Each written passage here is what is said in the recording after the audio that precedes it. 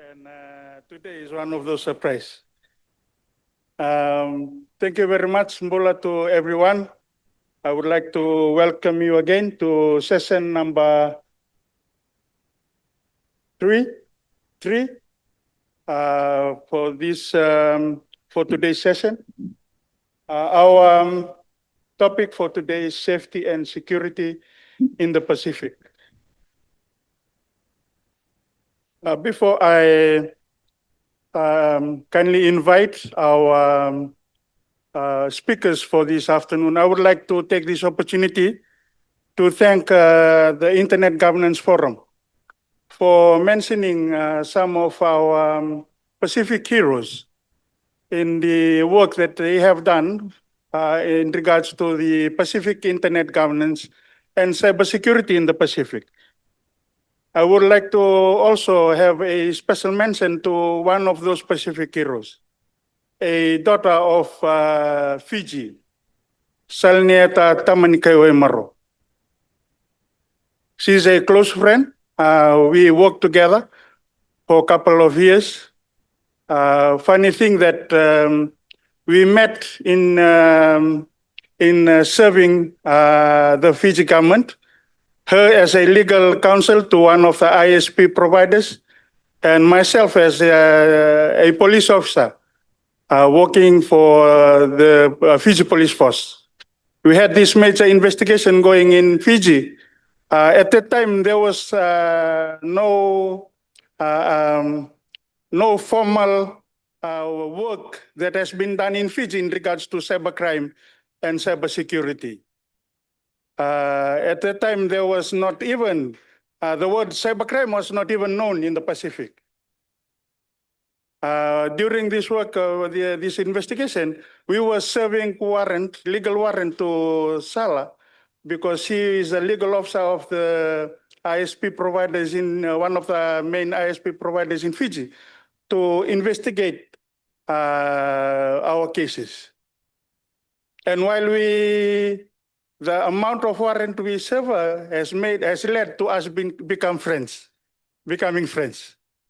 So she was very helpful with us trying to work out and reviews the current laws in Fiji to include digital evidence and also include cybercrime laws. And she was very helpful in the inclusion of the cybercrime or the technology offenses in the Crimes Decree 2009. With that, in 2010, Sala, myself, and a few other colleagues get together and drafted the first national cybersecurity strategy for Fiji. And that is why she was a very close friend and a dear friend, and I would like to thank Internet Governance Forum for recognizing the works that she has done for not only for Fiji, but for the Pacific. With that, I would like to invite our esteemed speakers for this afternoon session. They don't need any introduction. They have been in this field for decades also. Even though they look young, they have a very vast field of experience, knowledge of experience. So please let us put our hands together for Pua and Dave.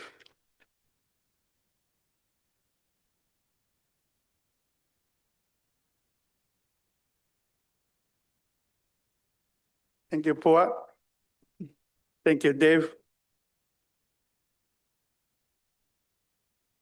As our topic highlights for this afternoon, we'll be focusing more on safety and security. As my twin brother have said, even though I am not familiar with the Samoan words, I'll be speaking on the first topic, which is building Pacific business and government cybersecurity capacity. I think this is one of the key topics that we usually hear and we usually take part in the public and private partnership, fostering public and private partnership to enhance cybersecurity in the Pacific. So please bear with me. I only have 100 pages of talking points. Since we are just out from lunch, if I caught you sleeping, you'll be standing in front here singing or dancing for a special item. Cyber threats in the Pacific are real, rising, and regionally distinct. Last week, I was attending an event in Suva, where a cybersecurity solution provider presented on some of their assessment or reports for the Pacific. Their threat data for the year 2025 have mentioned that Trojan, that 45% of attacks in Fiji are through Trojan horse. 25% of that is through phishing, and the others are through downloaders and exploits.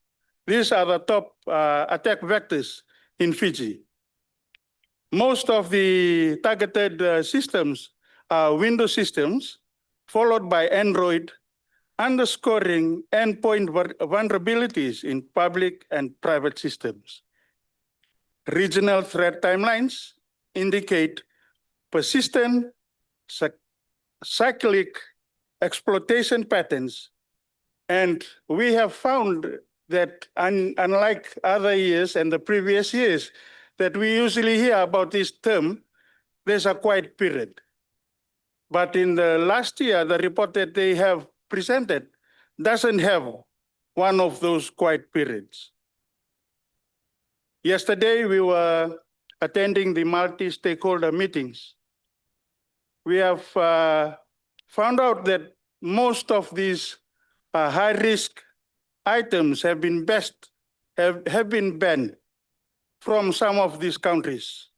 High-risk items like CCTV, Hikvision, and Dahua, banned in February 2023, TikTok banned in April of 2023, drone suspension, DJI drones in May 2023, electric vehicle software restrictions in October 2024, and DeepSeek AI ban in February this year on any government systems.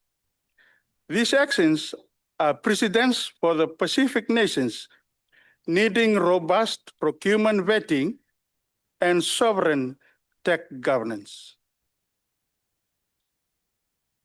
With the assistance of DFAT, they have introduced a rapid response team to cater for the Pacific cyber incidents.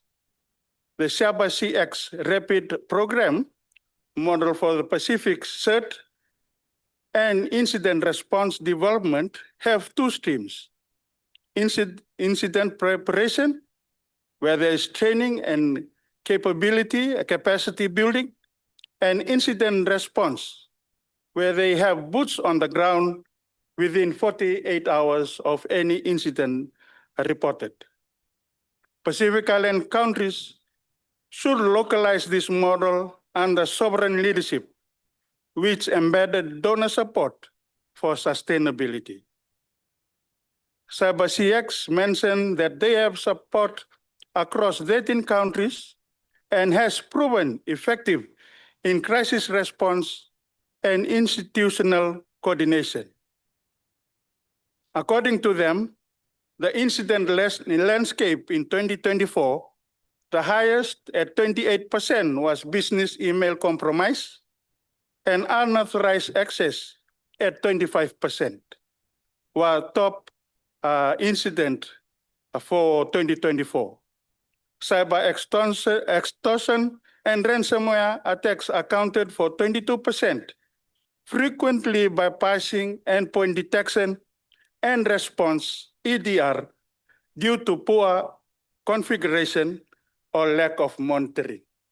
And with that, we were very thankful to the presentation before lunch from our team at FFA for a very detailed presentation on the CM solution that they were using. And I would like to also highlight here that one of the key areas that has been highlighted is one of the lifestyle of IT officers in the Pacific, or is the culture of IT, ICT in the Pacific, where everything, if it's working, don't touch it. Unless there's a problem, then you go and fix it. Threat intelligence for Fiji. Published data have shown AI-based attacks, phishing, and DDoS are top concerns in Australia and New Zealand per the Datacom 2025 Cybersecurity Index. For Fiji, actionable intelligence focuses on phishing awareness and reporting pipelines, supply chain and third-party risk, increasing in ransomware vectors, AI governance readiness, balancing digital innovation with resilience. From awareness to actions, the three pillars in governance are confidentiality, integrity, and availability. Confidentiality to protect personal, commercial, and state-sensitive data from leakage and espionage. Integrity, ensure that system records and communications are accurate, untampered, and auditable, critical for digital governance and public trust. Availability, maintain systems uptime for health, safety, commerce, and public service, especially in disaster-prone Pacific contexts. Embedded in these pillars into procurement, ICT audits, legislation, and workforce development. Sectorial focus, healthcare and finance are two organizations or sectors that are in front of these major attacks. Healthcare made up of 17% of incident response caseloads in 2024, followed by financial services at 11%. So you can be rest assured while you are sitting here, nobody is attempting to take your money. Government must mandate security by design. I was, while reading this again, I can't understand why healthcare is at the front of all these breaches. You know, I didn't realize my blood sugar levels were so sweet until the hackers have tested this. I'm not sure whether what medical data do I have that is so very interesting to hackers. But this type of small data can be lethal to the wrong hands. Maybe sitting down at the foyer, somebody can add 3 other bags of sugar into my cup of Milo and I can have hypertension in this event.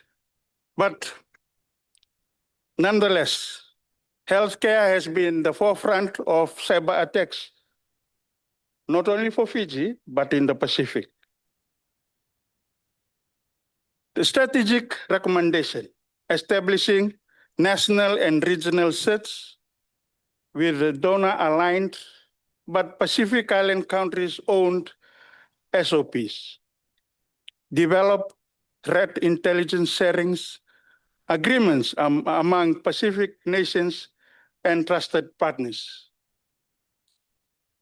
Implement cyber hygiene training for civil servants, small and medium enterprise, and public at large.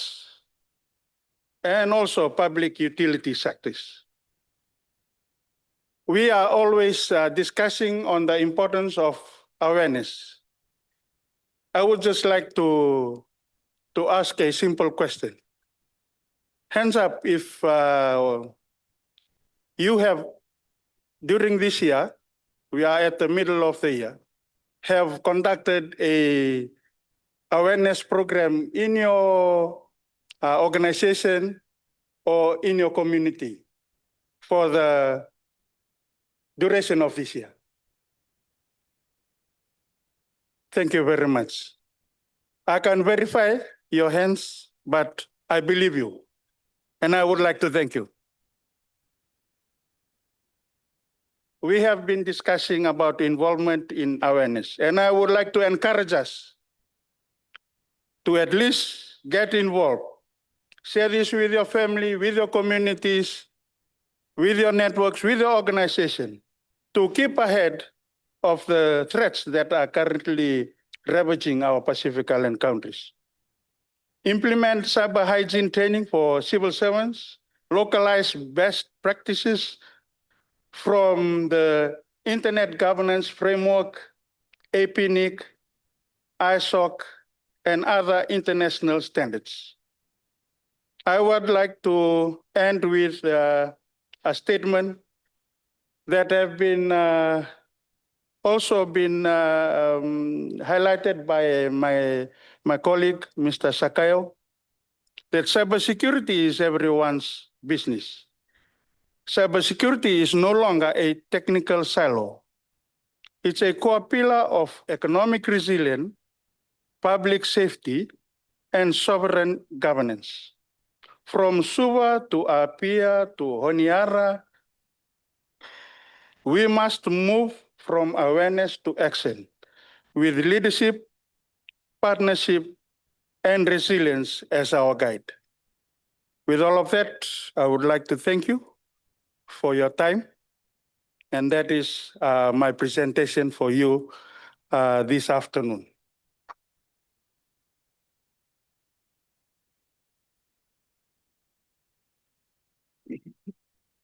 So no questions? Thank you very much.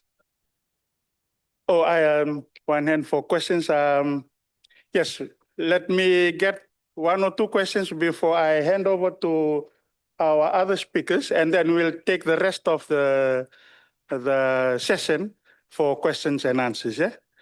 Can I invite those that have questions to come to the mic, please? I can be the one standing after lunch. Would like to invite you also to come and down to the mic at the front here.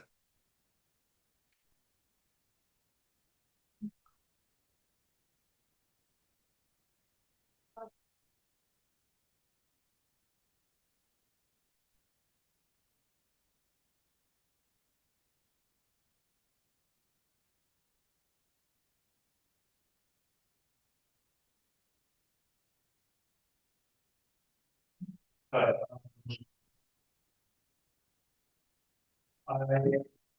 was asked how you propose to integrate these cybersecurity frameworks for critical structure agencies in the Pacific.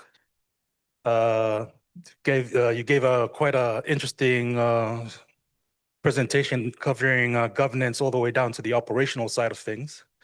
So do you actually have a toolkit or maybe a roadmap that we can build on? We are actually working on a toolkit for integrated governance framework. And the emphasis is on public and private partnership.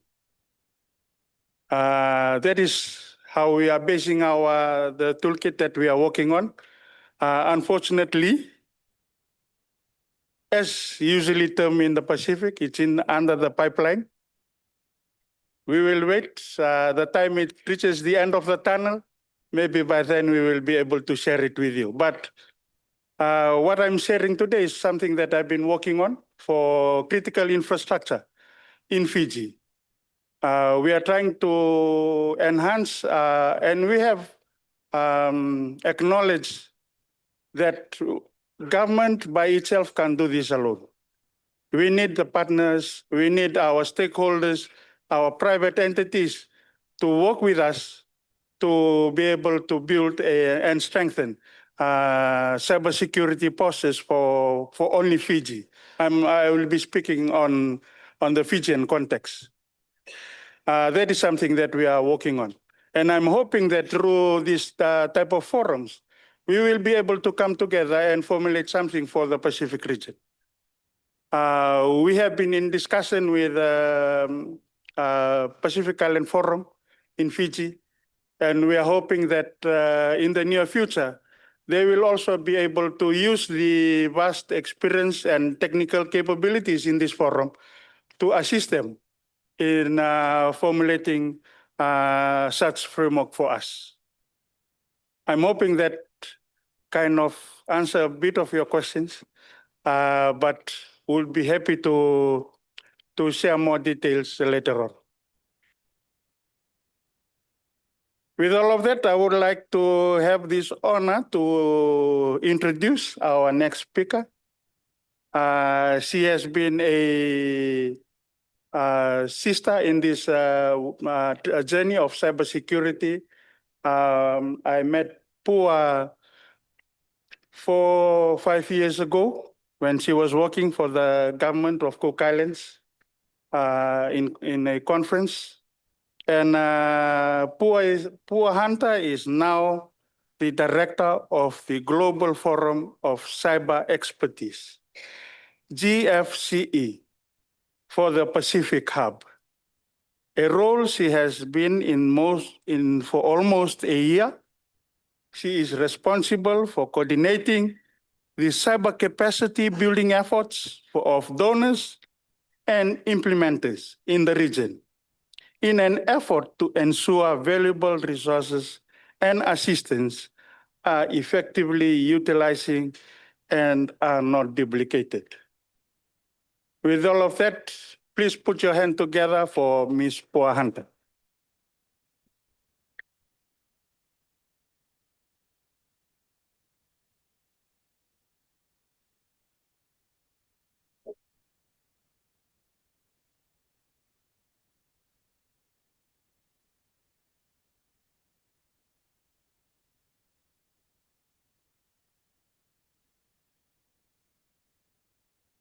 Thank you. Thank you, Save. Hello, everyone. Before I start, I just wanted to also acknowledge our pioneers, people I know personally and very well too. Sala, Tevi, Tony, Donnie, and Georgina. They've been very close friends to me, or family actually. So an acknowledgement to them for the hard work they've laid for us today. Thank you. And again, before I start, I also want to respond to the question that was directed to you, Save. There is an organization that can help. They have the tools. This is the CI-ISAC, so it's the Critical Infrastructure Information Sharing and Analysis Center. So if you want, I can give you the details after this session. And anyone else who wants, it's part of our role to coordinate the needs here in the region. Thank you. Next slide. Oh, do I just do it? Thank you. So the Global Forum on Cyber Expertise operates as a not-for-profit foundation. It was established to strengthen international cooperation on cyber capacity building by connecting countries, organizations, and experts, mainly to share knowledge, coordinate initiatives, and avoid duplication of efforts. The GFCE is based in the Netherlands and have a multi-stakeholder community of over 170 members and partners from government, international organizations, academia, and the private sector. From the Pacific, we currently have 4 members of the GFCE, and these are PNG, Tonga, Samoa, and the Cook Islands. And part of my role is to increase the membership to GFCE. So come and see me if you're interested. And from the Pacific, we currently have Pacific partners, APNIC being one of the older ones. Before I joined, they were already there. And I was very happy to onboard WebSafe Samoa, our Tonga Women in ICT, and that's IT consultants based in Fiji, and also NetSafe.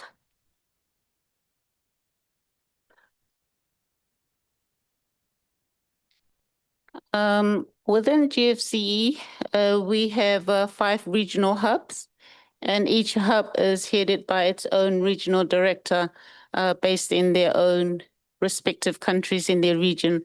I am based in the Cook Islands for the Pacific Hub.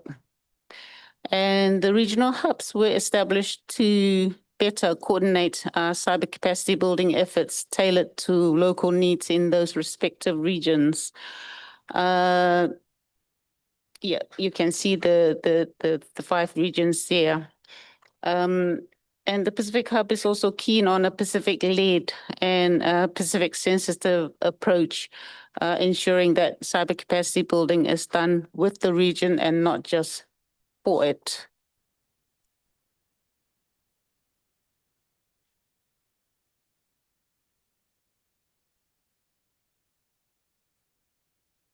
So the GFC's core tasks are coordination, knowledge sharing, and matchmaking. Our key role in coordination is in coordinating cyber capacity building in the region is designed, as I mentioned before, to be Pacific-led, inclusive, and tailored to each of the Pacific Island countries' unique needs. The hub engages directly with government contacts and stakeholders on the ground. And part of our work involves collecting all the cybersecurity initiatives in the Pacific that are available on the public domain and compiling these into a matrix. The information here is for us to better inform our donors, our implementers, who are our partners, and also our Pacific Island contacts about these existing and planned initiatives in their own countries and across the region. This document is will end up being a living document because we will be constantly updating it in collaboration, of course, with our contacts in the countries and with our implementing partners and with the donors. Another part of our coordination role is to meet with the donors and observers on a quarterly basis. We established this meeting platform to allow our donors to share their projects, concerns, requests, and related updates in the region. It's also a platform for us in the Pacific Hub to provide an update to the donors on cyber developments in the region, things that we are hearing on the ground that they need to be aware of, and to ensure that their planned funding in the coming years is better coordinated for efficient disbursement. For this part of our work, we created a donor coordination table that donors populate themselves with their respective projects, the current ones ongoing, and also those that they plan to implement in the region.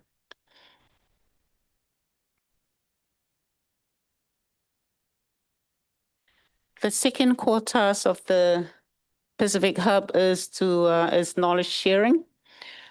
We have our central portal, we call it the Sybil portal. It's an open platform containing a multitude of information that are perfect for anyone, actually for policymakers, implementers, and researchers working in cybersecurity. As you can see, we have more than 173 publications, more than 810 projects, more than 116 tools, and more than 775 actors. it's also a space that tracks cybersecurity events in all the regions. So we have a events calendar also on our portal. And finally, the GFCE Pacific Hub, actually the whole GFCE, does what we call matchmaking. We use our clearinghouse mechanism to facilitate matchmaking of the needs or the requests of the countries with the relevant or appropriate implementers who are able to offer cybersecurity support. And where required, we engage the donors to fund those requests.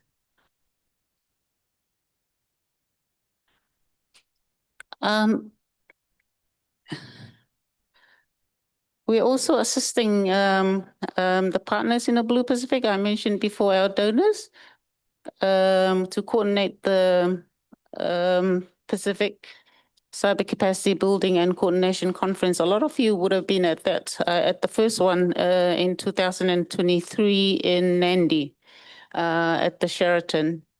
And so we are assisting the partners in the Blue Pacific to coordinate the second one, which is taking place next month on the 11th of August, same place in Nandi. And also during that same week is the inaugural Pacific Cyber Week from the 12th to the 14th, also in Nandi at the same place. And we will be having our Pacific regional events. So this is open to anyone to join us. We haven't finalized our program, but I'm happy to share that if anyone is going to be present at these events.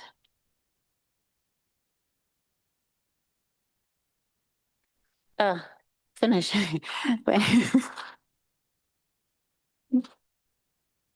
Well, essentially, the Pacific Hub is here to assist with coordinating the cyber initiatives in the region that involves donors and implementers. Our approach is through constantly speaking to our many stakeholders and collaborating to ensure we bring value to the Pacific region and to the donors who fund our projects, and also to our trusted partners and implementers. And if you need to find out more information about our role in the region, my contact is up there, and ping me anytime. Thank you so much.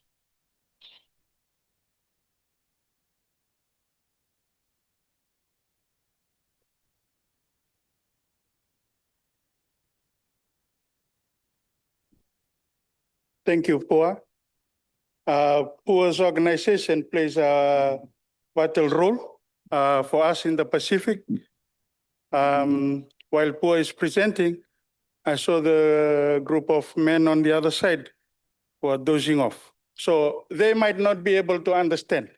I would like to help them understand Pua's role and our organization role in the Pacific. So Pua's organization is like one of my favorite players in the Seventh Circuit, Ualemai. Ualemai is a playmaker for the Samoan team. And he usually teases the Fijian Sevens team. They are usually angry at Ualemai when one of our forwards take or tackle Ualemai, he will come out swearing because they really hate how he teases the Fiji Sevens team. But Ualemai is has a special skills at finding the right time to deliver the ball to his teammates for them to be able to score a try. So Pua and the GFCE are like Ualemai. See, they are all laughing. Now they're getting it. See, the light bulb popping out of their brain. They're getting it. GFCE is like Ualemai. They will matchmake you to the right donor for you to be able to score your objectives.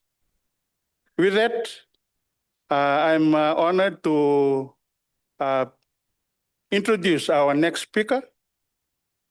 Our next speaker is from one of our regional supporting organization or a regional partners for so many years.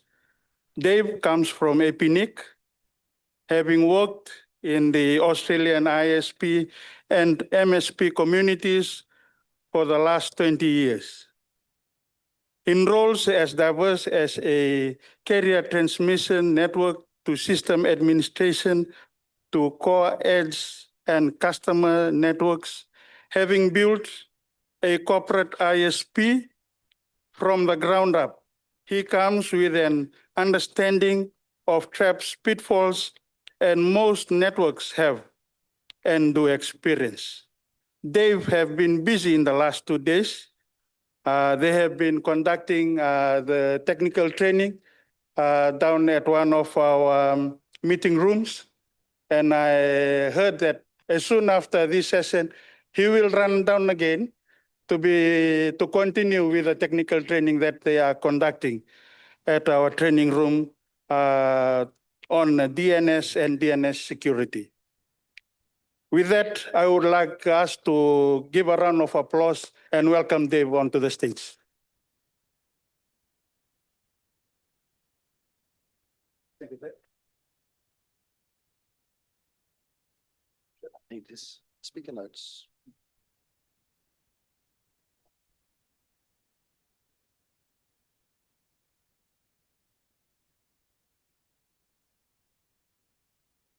Excellent. Thank you, Save. So, hi everybody. As Save said, my name is Dave. I've been doing this internet thing for a really long time now. So I know it doesn't look like it. The grey is showing through, but it's fine. It was too nice saying I was young, but no. So I'm here to talk about APNIC's role and how we support cybersecurity efforts within the Pacific region. So in a nutshell, we basically have two parts. We are a partner, so we work with organisations, and we also facilitate and help get other things off the ground. Where's my slides?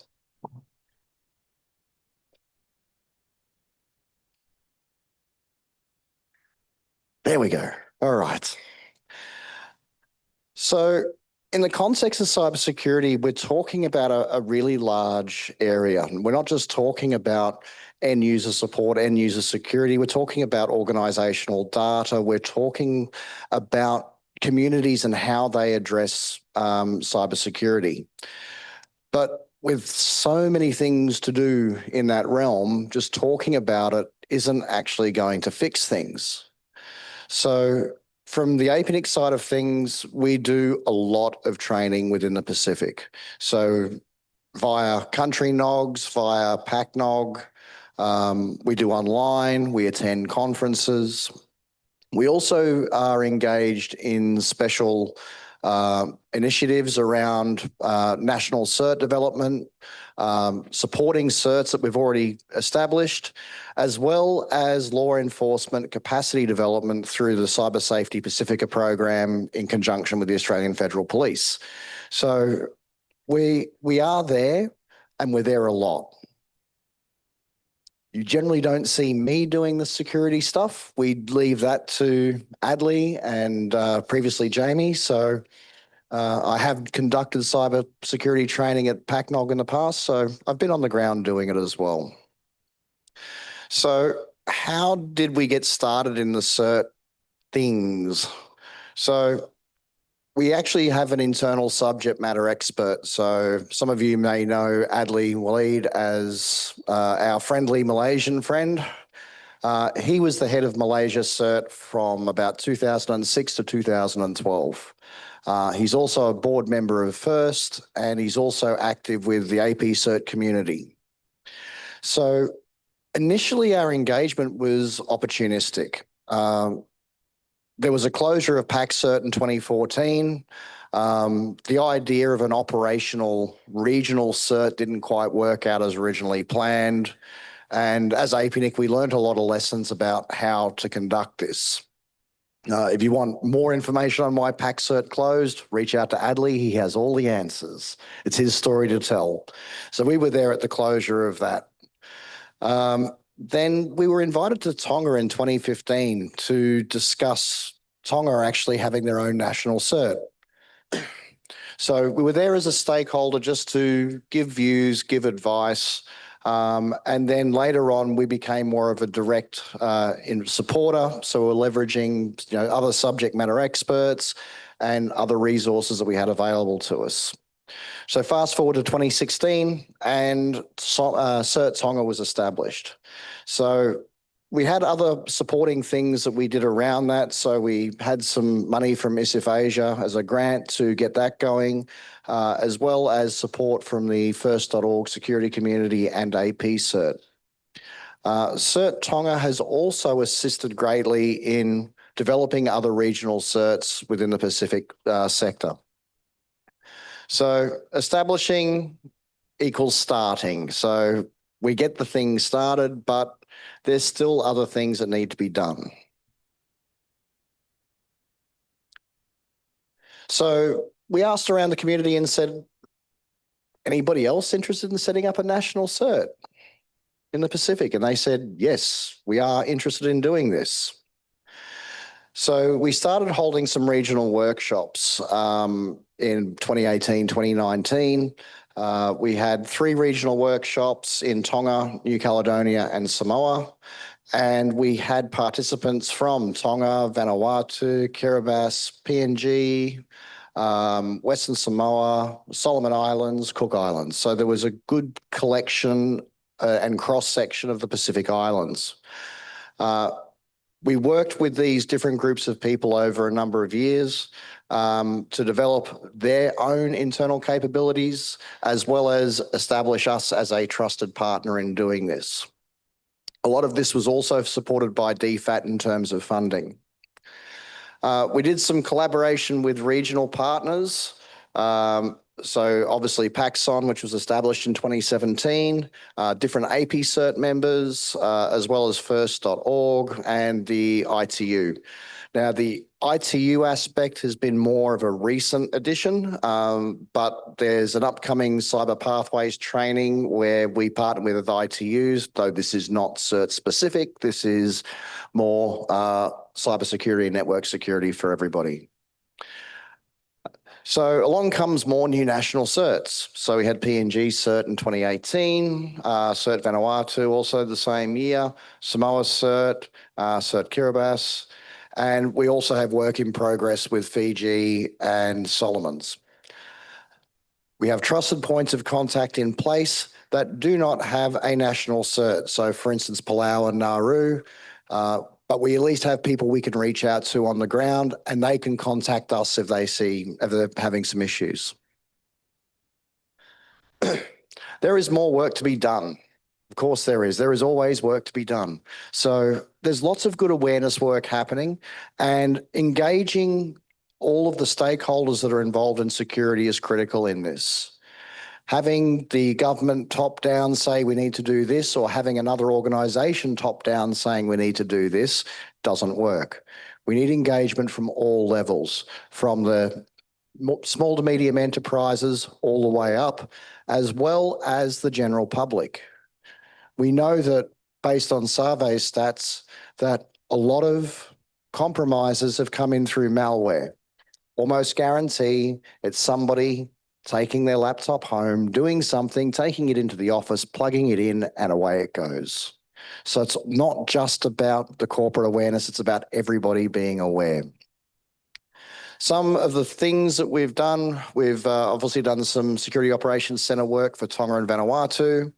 And in terms of engaging with the community, we've done cybersecurity and capture the flag boot camps in Vanuatu, cyber security exercises and drills in Kiribati, another CTF and boot camp in Tonga, and some critical infrastructure security assessment in Fiji.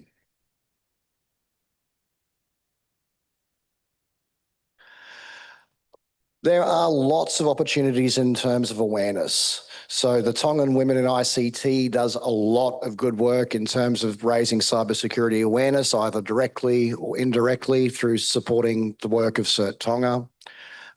But we also need passionate and capable individuals. Adley is one person, I am one person. We can't cover everything. So we need people within the local communities to take it on and actually want to see it through. CERT work can also be expanded into other areas, so beyond a national CERT, as well as supporting other economies with existing expertise in place. Now, with opportunities generally comes challenges, and one of the big challenges is limited resources, not just in human resources, but also in finance. People's time for SMEs doesn't come for free. Someone has to pay for it somewhere. We also have to balance out the priorities of governments. So whilst a lot of governments are happy to have a national CERT, actually getting them to prioritise that as something that's important also comes into the sphere. But the key takeaway is that every stakeholder support is needed across the board. We need to be able to enhance and improve what we've already put in place and keep it running.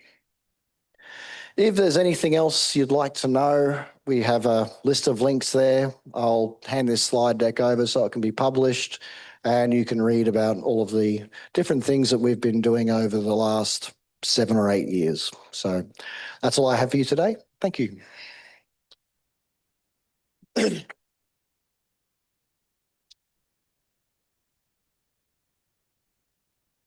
Thank you, Dave. Thank you very much for that very informative presentation. We would like to also thank APNIC for the support that they have been rendering the Pacific Island countries, in especially the technical expertise of your colleagues, of yourself and your colleagues, Adli, helping us in incident response and emergency response team. We have a bit of a time. We have around 40 minutes for questions and answers. Before we invite for questions and answers, I would like to translate again in rugby terms. It won't be a Pacific presentation if we don't use rugby terminology in cybersecurity. Okay? So APNIC works. It's like the All Blacks.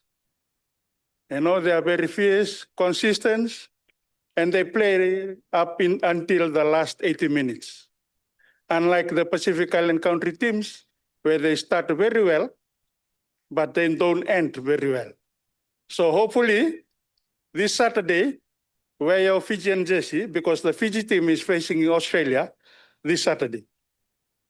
Yeah, and let's cheer on for the Fiji team, the Fiji Water Flying Fijian, this Saturday when they play against Australia. Please, I invite, if you have any participant, and kind shout out to our colleagues of the Cybersecurity Pacific group. Been receiving messages coming in from my phone. They've been watching, and they're watching, and they are commenting on the presentations and the sessions that are going on live on Facebook. And a big thank you to all that have been watching through Facebook Live. Thank you, PacIGF and the team, for making this available to our colleagues who are unable to make it here for this event. We would like to ask the participant if you have any questions for the two speakers that are here this afternoon. Please do use the mic that is in front of you, and we would welcome to answer some of your questions.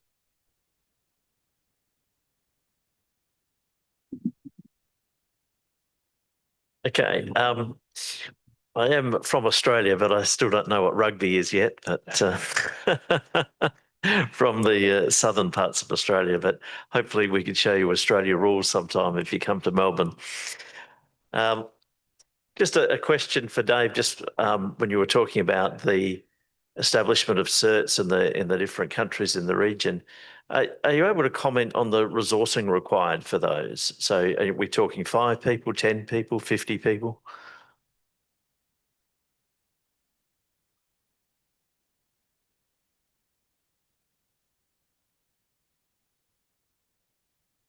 It does depend on the size of the population, so it does vary.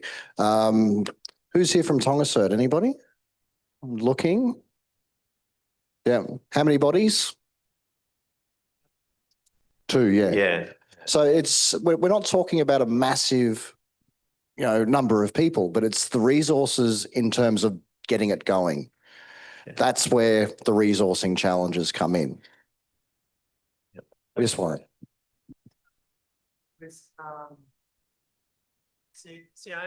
So I was the first person that Yep. got in contact. There was one.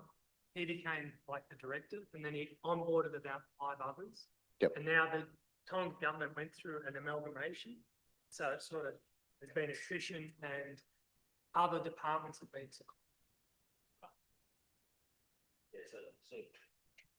Just need a nucleus to get started. Yeah, it's basically you start with a few small key people and then it builds. Okay, thank you. My name is Russell Decarada. I'm a director of ICTS PNG University of Technology and also .pg CCTLD manager. My question is very simple. Do you have any training for ethics hacker, white hat hacker? Ethical hacking. I wouldn't call it ethical hacking. We have a lot of content around cybersecurity specific things. So looking at things like memory exploits, dumping malware, being able to do the identification side of things. Mm-hmm. As to the hacking side of things, I can equip you with the tools. It's what you do with it. So for instance, we've got a specific V6 security course that is all around hacking V6. But it's more about the more you know, the better you can defend. Yeah. So we do have specific units that cover off some of those things, yes. Yeah, because why I'm asking, we have to identify our vulnerability, which is our pain point, Yep. and we need to identify. But not many these hackers around the Pacific. Yep. The most hackers maybe other regions. That's why I'm asking question. And sorry, other question is Before you proceed on that one of the best things you can do is sign up for the shadow server reports. I'm not here to do Barry Green's work, but shadow server reports cost you nothing. You supply your IP address information. They send you reports on vulnerabilities they find. You fix it. So, and what else? And Team Cymru are more from the network side and the BGP side, as well as the unwanted traffic removal service. So they've got a few things in there as well. But I'd definitely do the shadow server report straight up. Okay. That's an easy, quick win. Yeah. All right. And my next question is this. I'm a bit surprised. This third PNG never active since 2021. So we need to reactivate. So let's discuss after this session. I will pass that up the line. Yeah. Thank you. Right.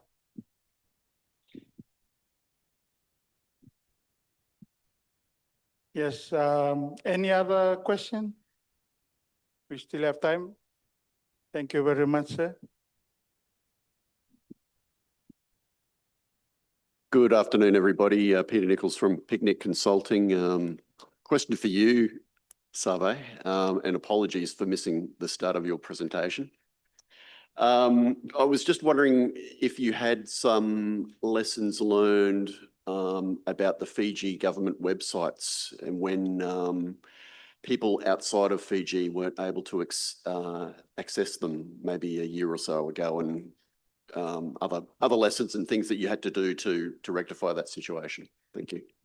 Thank you, sir. Thank you for that question. See, this is a good thing about rugby. You know, rugby, it's very easy to pass the ball around. For me, luckily, I have the guy who looks after that sitting right here with us. So, Mr. Edwin, we've got a question from our colleague here in regards to government websites not being accessed, unable to be accessed by those outside of Fiji a couple of times last year and this year. Please, This playing rugby. Once he'll take the ball, he will determine how to run with it. Yes. Yes. So I need context. There was quite a lot of outages with regards to the Fiji government. You have to be very specific.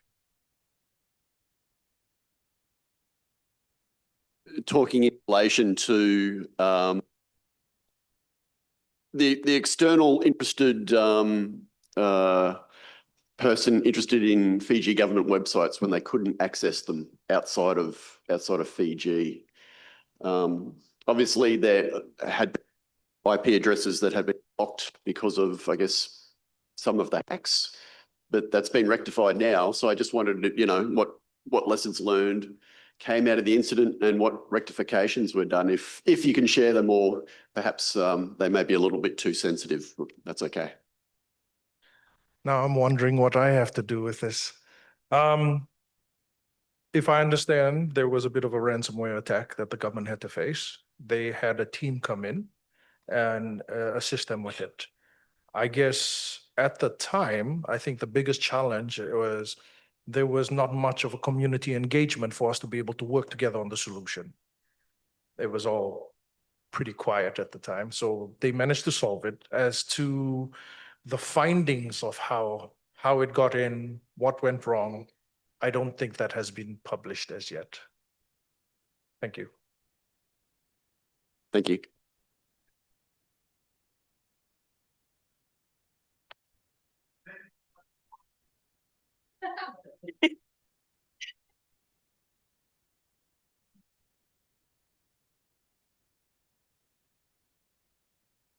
Yes, madam. I have a question for Pua from GFCE. I know you mentioned 3 core tasks by the GFCE. So one of your core tasks is capacity building.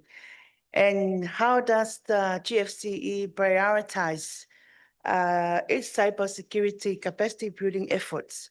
And what are the criteria? Because we have the Pacific people here, and they can go home and you know, find out the way for GFCE can assist them in capacity building in terms of cybersecurity.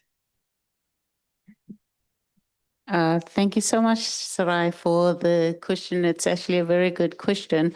It's not the GFCE's role to prioritize. What we do is we bring it to the table and look at who else is asking for the same sort of support. And that's where we use the clearinghouse mechanism to heighten the number of requests for that particular cybersecurity related capacity building need.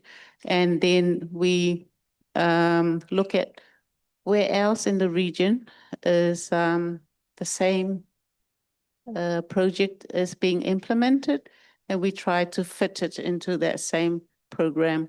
And if it's totally new, then we put it to the implementers to see who is available to take on the project and look at which sponsors can fund that particular need. I hope that answers the question. Thank you. Thank you, Pua. Any other questions from the participant? Please, madam, can you make your way down this side of the room? Thank you. I encourage our Pacific IGF fellows and youth to use this opportunity to ask questions or seek clarifications from our speakers. These 2 speakers comes with very vast experience and knowledge in cybersecurity and in their own field. So please use this opportunity. Yes. Okay. Thank you so much. So we have a question for the beautiful lady at the front for answer. So as you mentioned before, there were more than 810 projects within the GFCE. So we just want to know what were some of the key aims and goals that those public projects could have outcome, And also, were they successful, or were there any conflicts and challenges and issues within those projects? And how do these projects drive and pave to develop internet within the Pacific context? Thank you. Again, a very good question. Thank you for the question. Those projects is not just for the region, for the Pacific region. It's actually for all the projects within the GFCE, within the global space of GFCE that we have captured and put onto the civil portal. The outcomes of those projects, you have to actually go into to read the different projects, and people wanting to know what if it's not, if the outcomes are not there, they should have contacts that you can actually go to find out how did the project go. The details to those particular projects are not captured, unfortunately, but you can find out more from the contacts within the space of those individual projects. I hope that responds to your question. Thank you. It's like the Rugby World Cup. Every team participate, but you can contact them individually if you have the right details, which PUA will provide. Any other questions that you have? We still have time? Or are you guys trying to get us off early for the last event? I know everybody's looking towards the last event. Oh, yes, thank you, sir. Thank you. My name is Jordan Carter. I'm one of Bruce's colleagues at .au Domain Administration. Thank you for the chance to ask a question. It could be for any of the three of you, but the main question is, in this cybersecurity realm, which of the stakeholders you find hardest to get involved but wished were more involved? Like, who are the hard nuts to crack who you wish it was more engaged in the work that you do? And can any of us help you get them more involved? I guess the sad thing is it's not just one. It can be government, it can be industry. It just depends on where we are. There's a lot of places that don't believe they need a cert. And in the context of their population, network sizes, maybe they don't.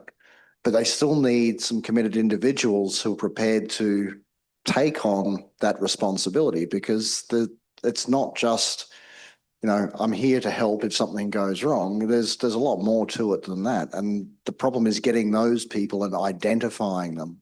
Now, we've got obviously a few places where we don't have certs, and through population probably will never have a cert. But as we saw through PacCert, we can't do a regional cert. It just doesn't work economically or from a coordination standpoint. So there's a lot of varied challenges, and it's not just about an organisation or a particular roadblock. It's generally more than just one or two factors. Sorry, Jordan, I suffer from memory loss too. Can you repeat your question again, please? If there's any particular stakeholder or stakeholders that you wish were more involved in your work who are missing today? Thank you. I think the civil society is always hungry to come into this space, and I find from my own experience, there's barriers for them, especially those in decision-making roles. And one part of the work that we do is to be more inclusive and collaborative to allow everyone, all our stakeholders, to be part of the game. Even the private sector, I find the private sector is always wanting to get involved. And I think from the government side, we need to have more flexibility to allow these very active and smart people to be involved in. And it's not that they are not wanting to be part of the space. It's just that there are barriers. I'm seeing nationally that is preventing them to be more involved. Thank you. Well, thank you. I think my two colleagues have explained well on that on the questions that you asked. But if you would like, I would like to flip it in another way. In a rugby context. Yes. So there's this provincial team in Fiji that were preparing to compete in one of the provincial competition. Every day, the village, the whole village come and watch them as they train. They were very good, very physical, very fast and everything. And because they have built confidence in the team, they decided to buy them a set of new jerseys, sponsor their rugby boots and everything. They are confident this team will go and win the tournament. From the first game until the last game, they get whooped. Every time they get whooped. So the villagers back in the village, the chiefs were very angry with them. When they come back, they were called into the meeting room. They were told to sit down and they've been asked the question, what's wrong? What went wrong? You were training here, it was all well. What went wrong? And one of the team officials says, oh, the only thing is wrong that the forwards were not very good and also the backs. So the whole team was, most of the time we can't actually pinpoint who is not very cooperative, who is playing silo, who is building up their own processes. But the main, the catalyst of all this is collaborative cooperation. And we need to continue to be consistent in working together.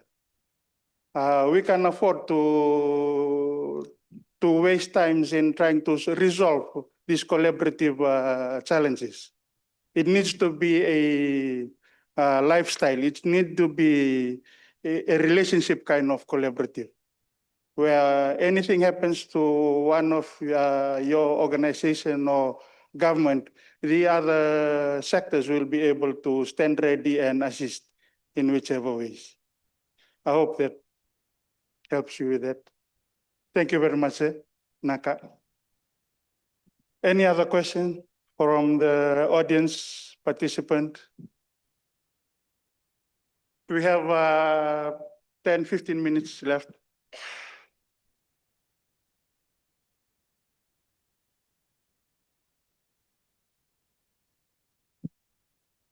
Dave, I think you need more questions.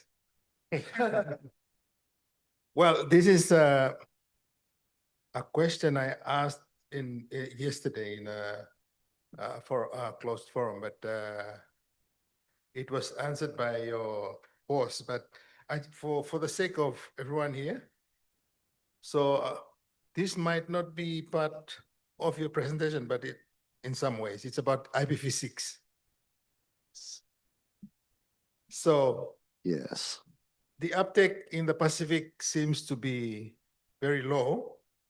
Yeah. A few months ago, I think they realized that Vanuatu had a very high number of V6, but only to realize it's from Starlink.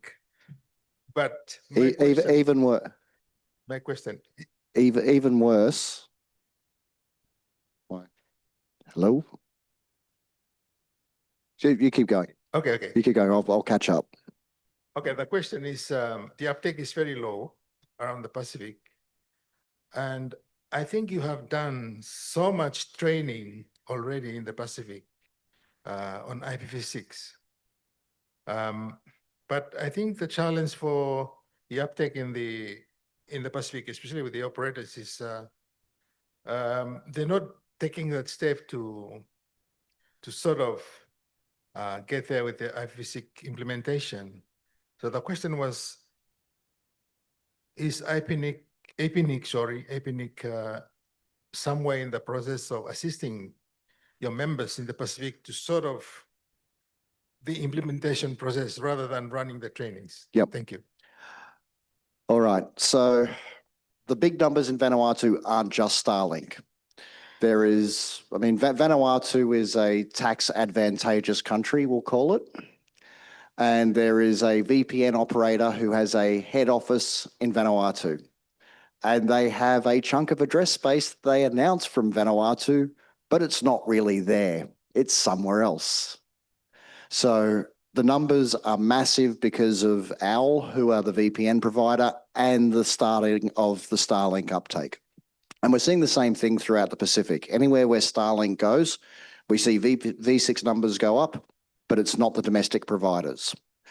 Now, V6 is not just a technology problem.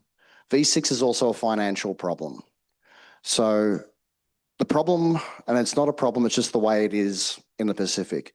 Population growth is not huge. If anything, we have brain drain, people leaving Pacific to go to New Zealand and Australia to go and work because they think they're better off.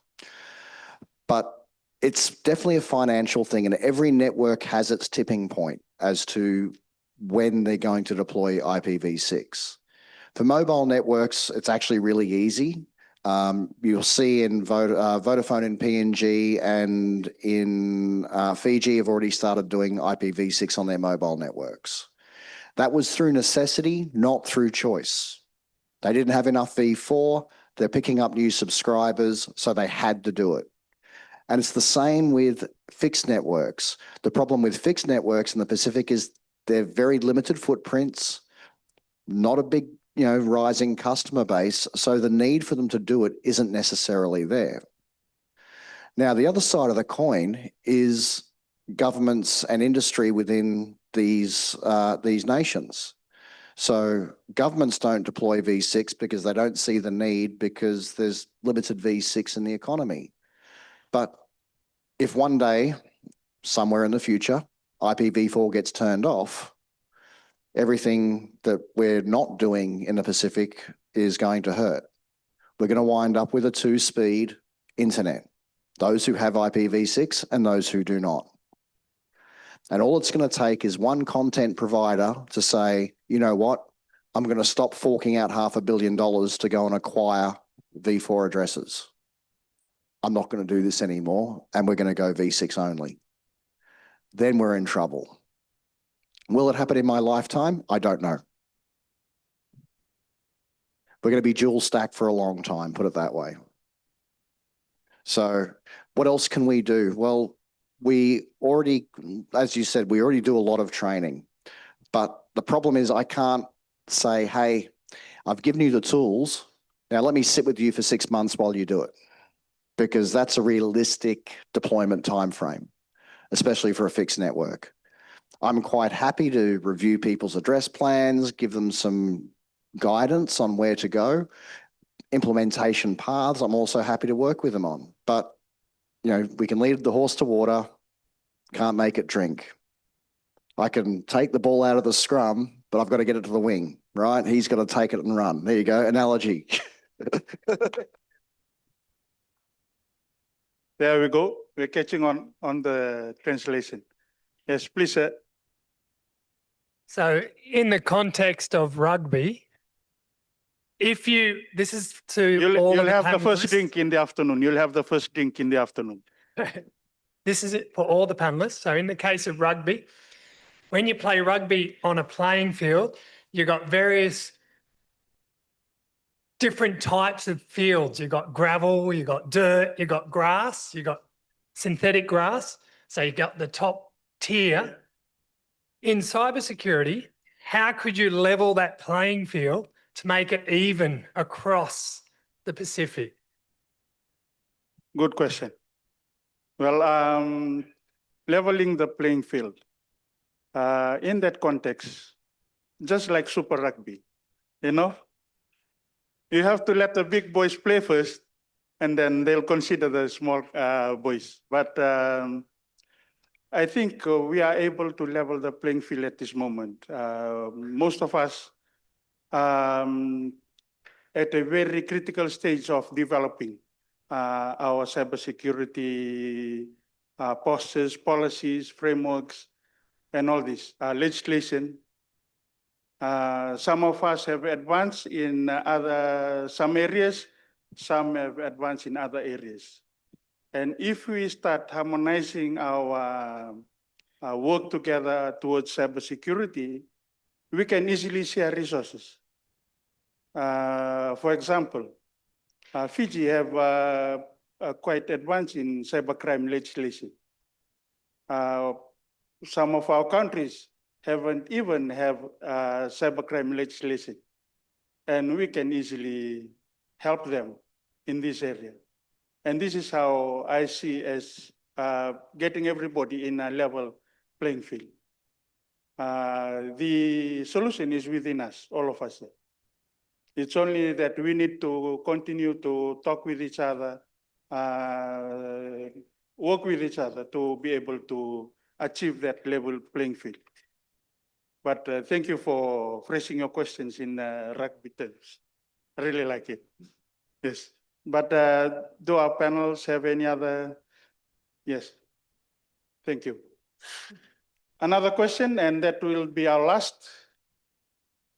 We don't want to take over the time for the next session. Sorry, I got this question for the rugby team captain. To enhance cybersecurity, you've stated to implement cyber training, but does antivirus software also helps in preventing attacks? And how much can we rely on it? Yes. Thank you very much for that question. I know that a lot of the officers that are seated here would love to answer that question. Is antivirus, can we trust antivirus to be one of the solution for cybersecurity? I will start it and I will invite any other participant who would like to add on to this answer or to the question, to answer the question. Antivirus is only part of the solution. With antivirus alone, you can defend a part of the risk area or the threat area. The principle of cybersecurity contains 3 pillars, which is people, technologies, and process. People, process, and technology. That is how it's been said. People, process, and technology. So we can categorize antivirus as the technology pillar. But you have to also consider the people and the process pillar, which is policies and training for the people. You can have policies for processes and training. Include that with your antivirus or your virus solution that will kind of have a holistic approach to strengthening cybersecurity. But Dave? Yes. As Save said, it's not one thing. The biggest problem is actually the people. The technology actually works pretty well. If you're working, if you've got a comprehensive cybersecurity solution, so edge all the way down to device to application, you're generally okay, except for the people bit. So we're humans, right? We make mistakes. You know, there's a lot of phishing scams, a lot of other injection points that people can gain access to your devices, your networks. But the people part is the weak link. So education campaigns that we see in places like New Zealand have a fantastic cybersecurity campaign aimed at mums and dads, the elderly, you know, basically question everything. This person who's ringing me up to tell me that I've been refunded $3,000 and I need to log into this thing, right? You don't do that. It's about educating not necessarily the not digital savvy people, but even those people can be fooled. So we are the weak link in this whole chain. Thank you. Thank you very much for that question. I hope that answers your question. With that, I would like to take this opportunity to thank you for your participation in this afternoon session. I know the speakers here have enjoyed the interactions and the questions that you've shared with them. And on behalf of our panelists this afternoon, I would like to thank you all for your participation. On that note, on behalf of the PCASOC board, SITA, and the organizing committee, we would like to present a gift to our speakers to thank them for their time, their knowledge, and the experience that they share with us this afternoon. Thank you very much, Pua. Thank you, Dave.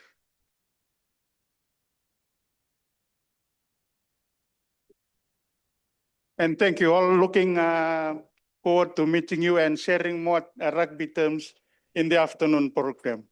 Thank you very much. Thank you.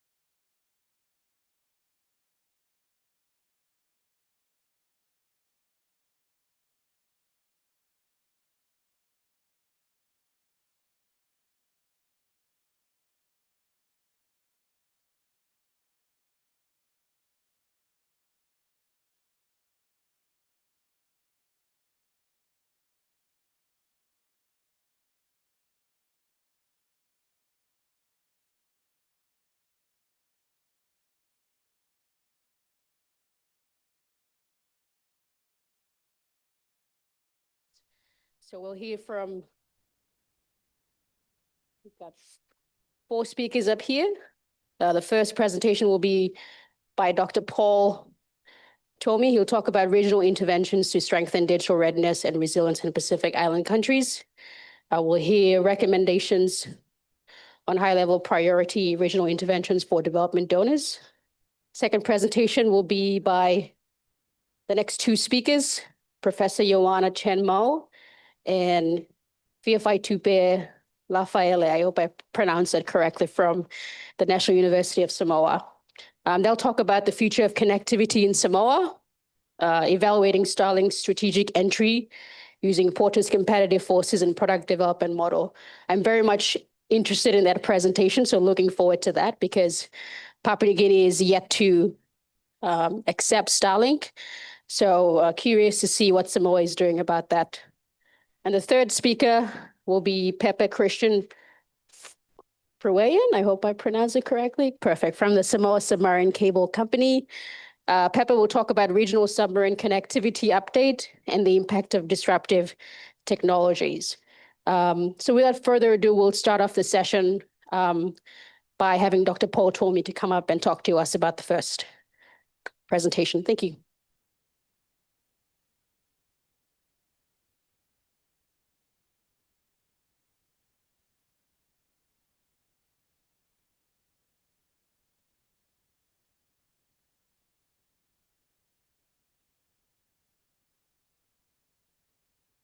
Great. Thank you. Hello, everybody. Nice to be here. Joe requires everybody to be a twin. I can't achieve that, I'm afraid. But due to my incompetence with the website, I can tell you that there's an identical twin of me on the website. So you can see that I managed to register myself twice, but with 2 different photographs. But nevertheless, so my identical twin is on the website. Lovely to be here today, and I have the task of trying to say in 15 or 20 minutes something which has taken me in the last several days to take 2 or 3 hours to present, so I will try to do that quickly.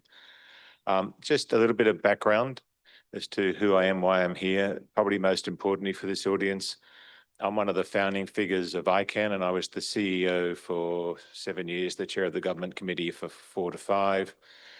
So my background a lot is in internet governance and the IP address and domain name system, but I ran the agencies of the Australian government that did all of this sort of stuff in the 1990s, still run a series of businesses and do a lot of work with the donors in the Pacific about their prioritization of ICT investment. So what I'm about to present to you is actually a project requested by the donors through the Pacific Regional Infrastructure Facility to help them think through regional interventions to strengthen digital readiness and resilience in the Pacific Island countries.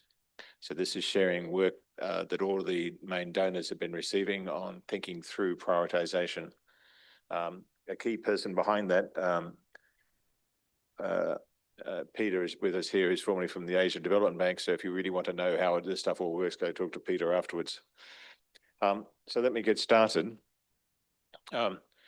Maybe worthwhile for the audience to realize just how much support the Pacific gets in terms of overseas development aid.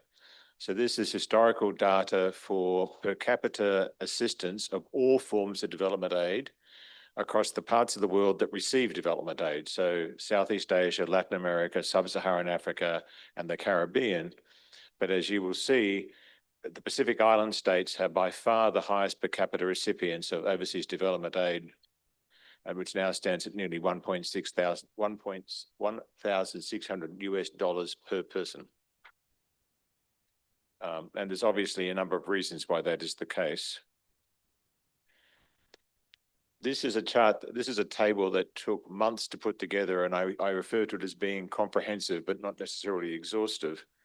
But it is an estimate of a lot of detail on over the last 10 years, or actually 11 years, what's the amount of monies that the overseas development aid community has contributed to improve communications. Now, it takes the definition of communications from the OECD, so, and I'll talk a little bit about that later. So it's got a narrow definition, but you can see the numbers there. It's nearly $1.2 billion US. And perhaps make it graphically a bit more obvious. That's the same data in a graph. Blue is the total funding and red is per capita. And you can see that the blue is not surprising in terms of Papua New Guinea and then Solomons and then Kiribati and others, perhaps. The red is, of course, a reflection of the big investment in cables. And so the cable infrastructure shows you a per capita for the smaller islands. So that's, it's just some data on where we are in terms of investment and continuing. I want to put to you, however, a model. We did more thinking and said, okay, that's nice, but how do you actually think about ICT and how do you think about it in context that brings not only what people are trying to do in terms of engineering and deployment, but how does it make economic sense and how does it make sense if you want to talk to a prime minister or a president about how all of this stuff fits together.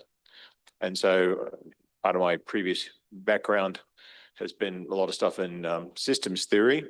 And so if you actually think about this as a system, then modern ICT is really it's an ecosystem of interconnected capabilities that link the economy and it's underpinned economic and its economic growth, well-being, and climate change resilience. And let me take you through this a little bit. Now, this chart's hard to read. I'm sorry. I'm going to make it easier shortly.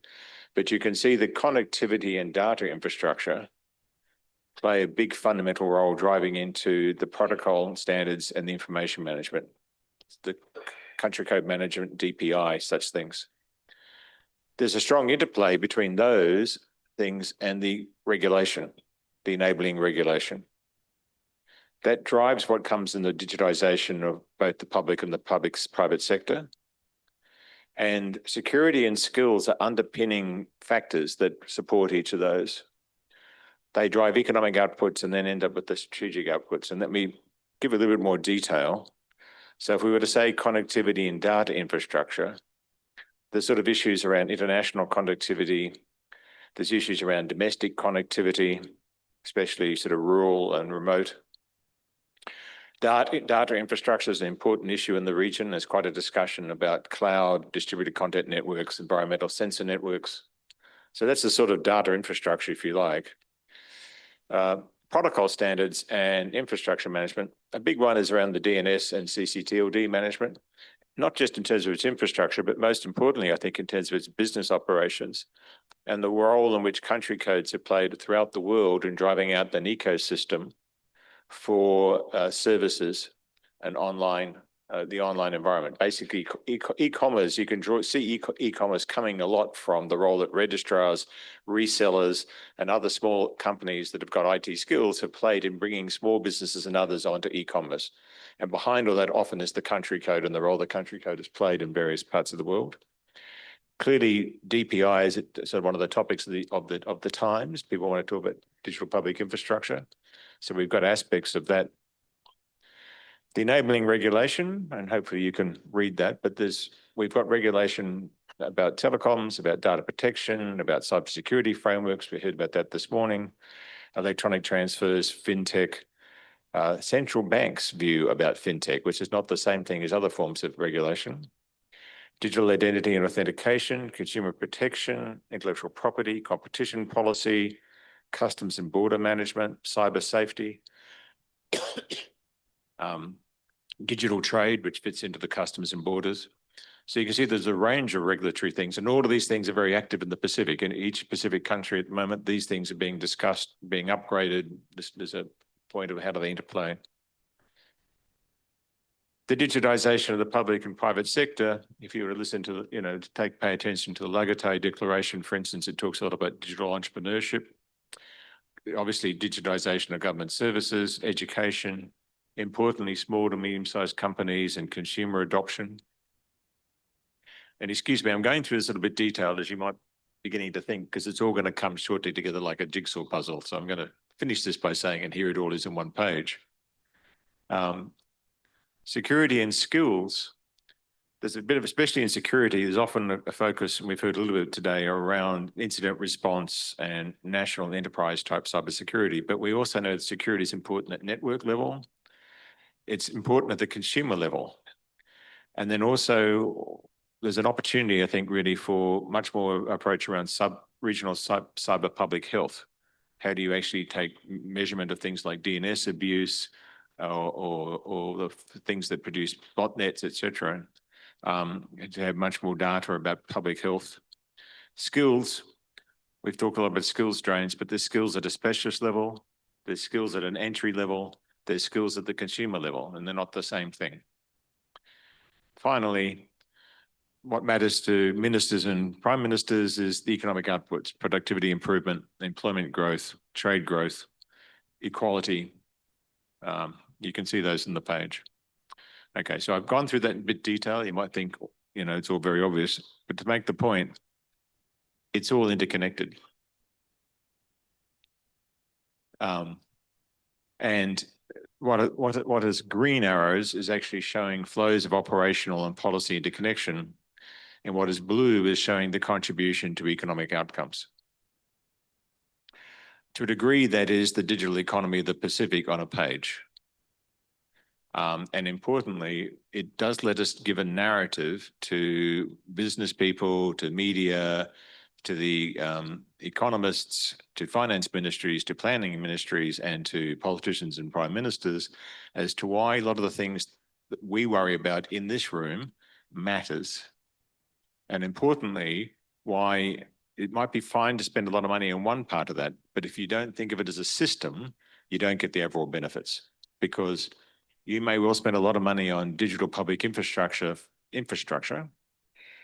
but if you don't get the regulation process working, it's a bottleneck.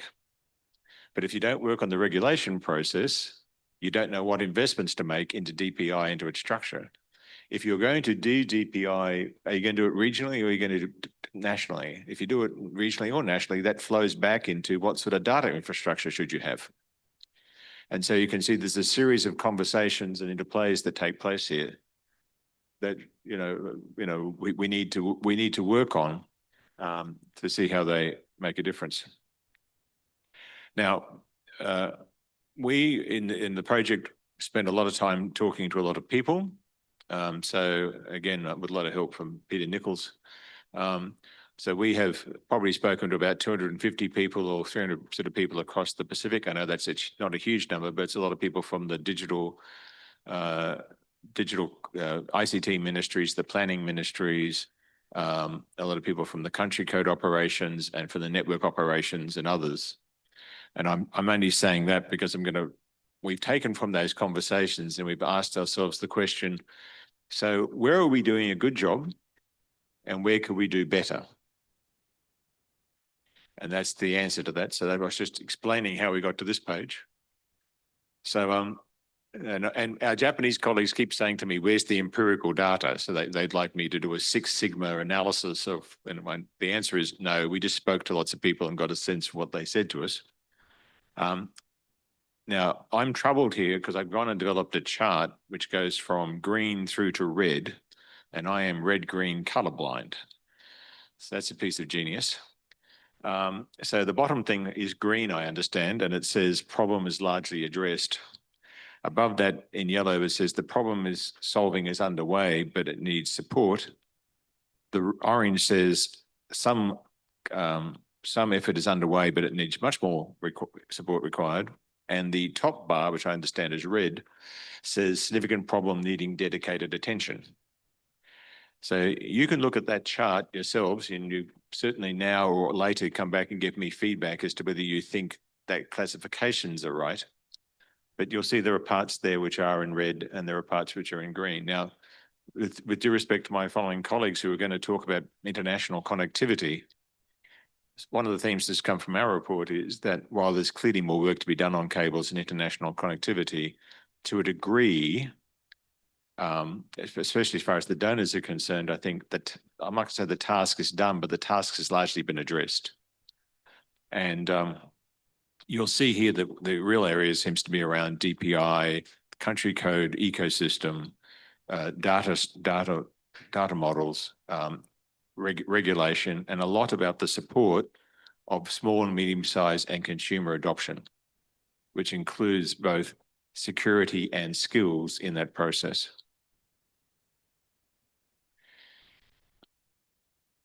If you look at this chart, we then say, okay, where has the people spent the money? So since 2014, the donor community has essentially spent its money on connectivity. On international connectivity, it's about $450 million, mostly gone into cables, and about $500 million for infrastructure within countries. This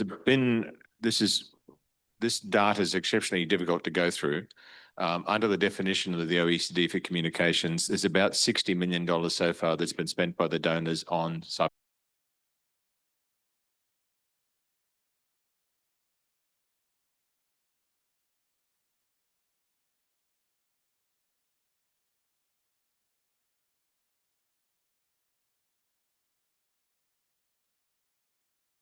Speakers. I'd like to invite Professor Ioana Chanmao and Fiafaitupe Lafaele from NUS. Thank you.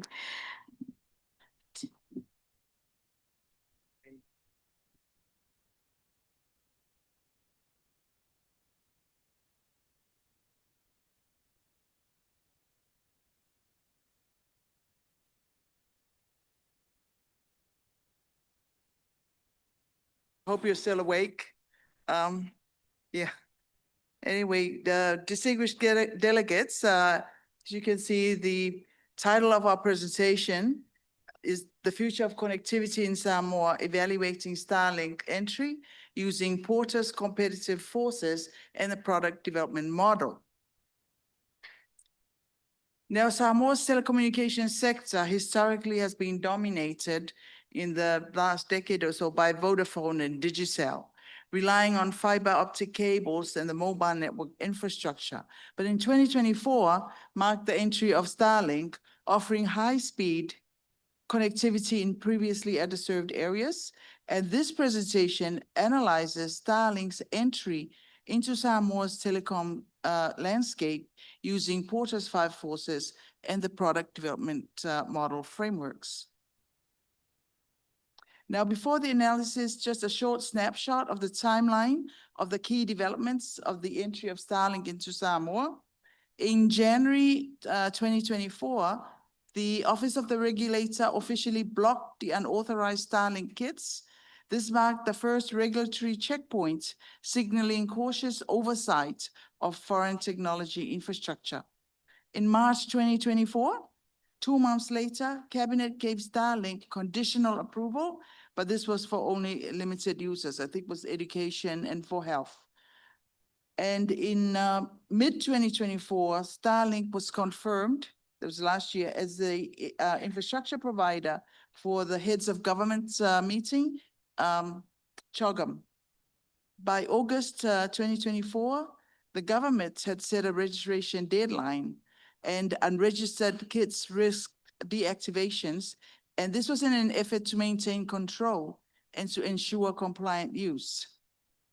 In October 2024, and I'm glad David Mean is here, Computer Services Limited stepped in as the first licensed reseller, localizing access and paving a compliant retail pathway for Starlink.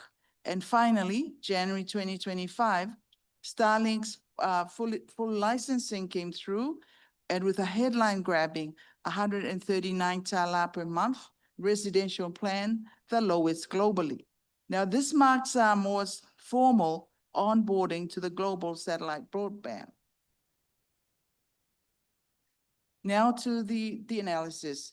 Now, Porter's framework analyzes industry competitiveness through the 5 lenses. And these are the threat of new entrants, power suppliers, power buyers, threat of substitutes, and industry rivalry. We will now go over these with respect to the entry of Starlink into Samoa's telecom market one by one. Now, the threat of new entrants refers to the ease with which new entrants enter into the telecommunication, in this case, the telecommunication market. And the key points to consider is that the entry of Starlink enabled the following. First, it eliminated traditional entry barriers. It bypassed the need for submarine cables and terrestrial infrastructure. Second, it lowered capital requirements. satellite delivery reduced upfront investments and setup delays. However, the challenge was the cost of the initial hardware is actually beyond the reach of ordinary citizens. Starlink has also enabled faster market entry. Rapid deployment undercuts long lead times of the legacy providers. As well, it enables the potential reach of underserved markets early. And lastly, increased pressure on incumbents, and new entrants can now challenge established players with a minimal footprint. The power of suppliers, how much, and in terms of the power of suppliers, the key points to note are as follows. Now, traditional ISPs rely on third-party bandwidth providers and terrestrial infrastructure. However, Starlink owns its own satellite network end-to-end and delivers bandwidth independently. Operating at cost levels hence less dependent on regional fiber consortiums like the Samoan Submarine Cable Company. The power of buyers refers to the influence customers have on pricing and service. Now, in terms of the power of buyers or consumers, key points to note are as follows. Starlink's pricing structure, offering unlimited data for 139 tala a month. Starlink creates significant price pressure in a market where recently capped fiber or mobile data packages have previously started above 149 tala. Lastly, consumers in underserved regions, Starlink potentially offers more stable and affordable connectivity for the likes of school and business use. The threat of substitutes, the risk of switching to alternatives. Now, while traditional broadband remains reliable in APIA and other in urban centers, geographic limitations and mobile tower congestion have made consistent access in rural areas difficult. Must say sometimes it's the same in urban areas as well. Satellite coverage offers uniform availability where terrestrial signal fades, especially in isolated regions. Now, this geographic advantage makes Starlink particularly valuable in areas where mountains or distance limit traditional infrastructure effectiveness. Competitive rivalry refers to competition between the existing rivals. Now, Starlink entry has forced the incumbents to respond aggressively. Digicel and Vodafone have introduced new fiber promotions and mobile bundles, though I think few match Starlink's flat rate pricing and coverage footprint. Furthermore, Computer Services Limited, as I've said earlier, has leveraged first mover advantage by offering legal Starlink kit distribution and installation services, including remote districts, creating a new competitive dynamic in the market. Now, at this point, we'd like to switch to the analysis using the product development model, and I would like to ask my co-presenter, Fiafaitupe, to continue with this presentation. Thank you.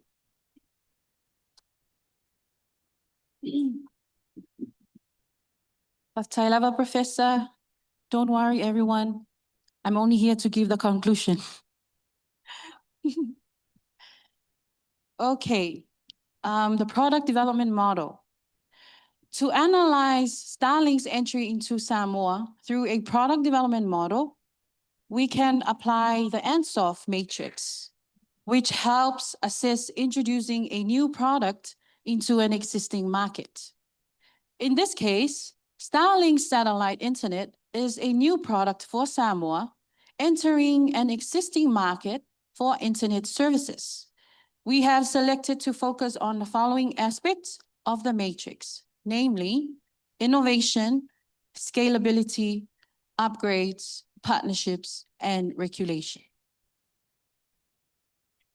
Now let's begin by looking at how innovation through disruptive technology is transforming connectivity. Unlike traditional infrastructure, LEO satellites provide high-speed broadband from space directly to users on the ground, eliminating the need for extensive land-based infrastructure, offering a disaster-resilient solution, ensuring continuous internet connectivity for communities, businesses, and essential services, even in the aftermath of natural disasters. Number 2, market adaptation and scalability. The plug-and-play model means that satellite broadband services can be quickly deployed in remote or underserved areas without the need for complex installations. Additionally, a subscription-based access model makes it easy for households and businesses to adopt the service directly without relying on large service providers or heavy infrastructure investments. 3, continuous innovation and upgrades. It's important to highlight that this technology isn't static. It's continuously evolving, and the providers are making regular, iterative improvements to enhance network speeds, coverage, and reliability. The launch of Generation 2 or Gen 2 satellites is a good example of how the infrastructure is being future-proofed. 4, strategic partnership and localization. A critical part of successfully introducing disruptive technology is ensuring it fits within the local ecosystem. In this case, the LEO satellite rollout involves strategic partnerships and collaboration with existing operators such as CSL, Vodafone, Digicel, and Bluebird. These partnerships are important in terms of promoting local economic participation and help ensure that the rollout aligns within national regulatory frameworks, licensing requirements, and market expectations. Lastly, regulatory navigation and market strategy. As with any major technological change, there are regulatory and market challenges to consider. Key issues include potential risk of market dominance, ensuring the security and privacy of consumer data, affordability of the initial hardware for ordinary citizens, and managing the impact this technology may have on existing internet service providers in Samoa. To address these concerns, we recommend a phased rollout strategy.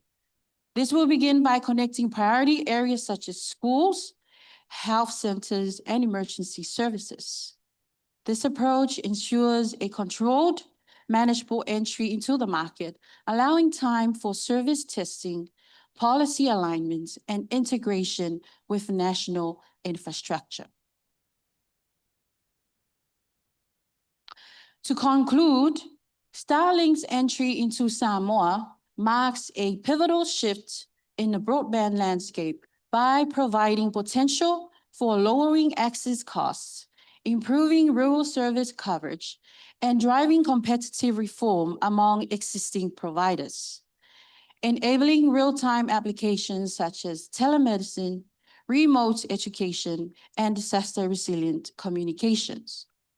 Although still in its early stages, Starlink has begun addressing digital divides that have persisted despite years of investment in terrestrial infrastructure.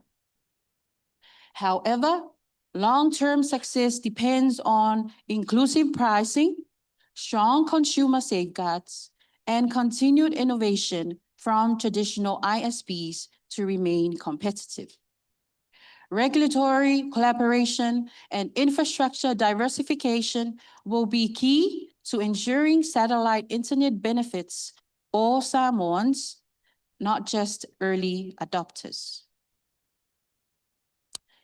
Thank you very much for your attention. Paftai lava, soifua maia manuia.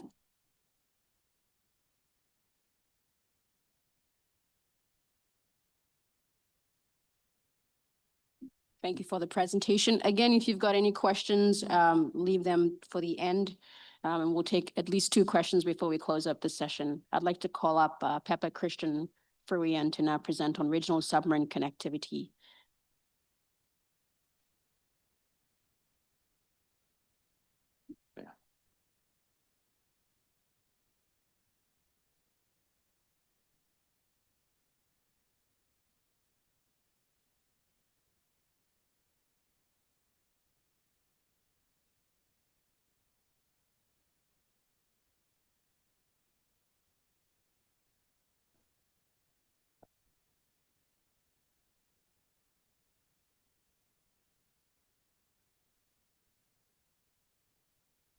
Good. Sure. Yeah, talofa and warm Pacific greetings to everyone. My name is Pepe. I'm the CEO for Samoa Submarine Cable. And today I want to share with you a remarkable transformation story, one that proves small island developing states can not only compete globally in telecommunications, but actually lead the way. When we talk about digital inclusion and safety, this forum's theme, and in regards to infrastructure, we're actually talking about submarine cables, because in the Pacific, everything starts with submarine cables. 7 years ago, Samoa was digitally isolated. Today, we're a submarine cable mini hub connecting the Pacific to the world. And this is a story, more importantly, it's a roadmap for the entire region.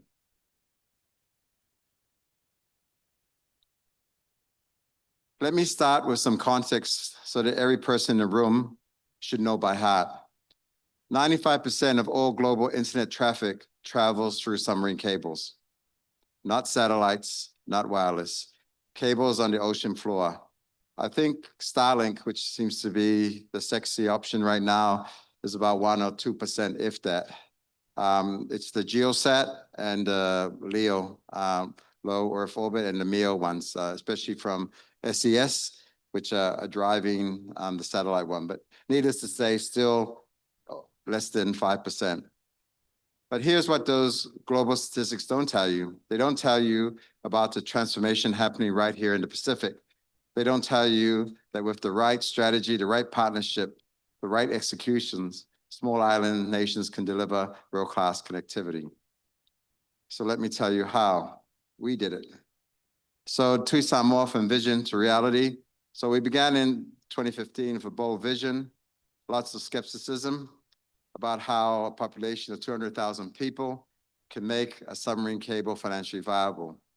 We established SSCC with 6 founding shareholders, including the 2 main operators at the time, Blue Sky and Digicel, a public-private partnership that combined government leadership with private sector efficiency.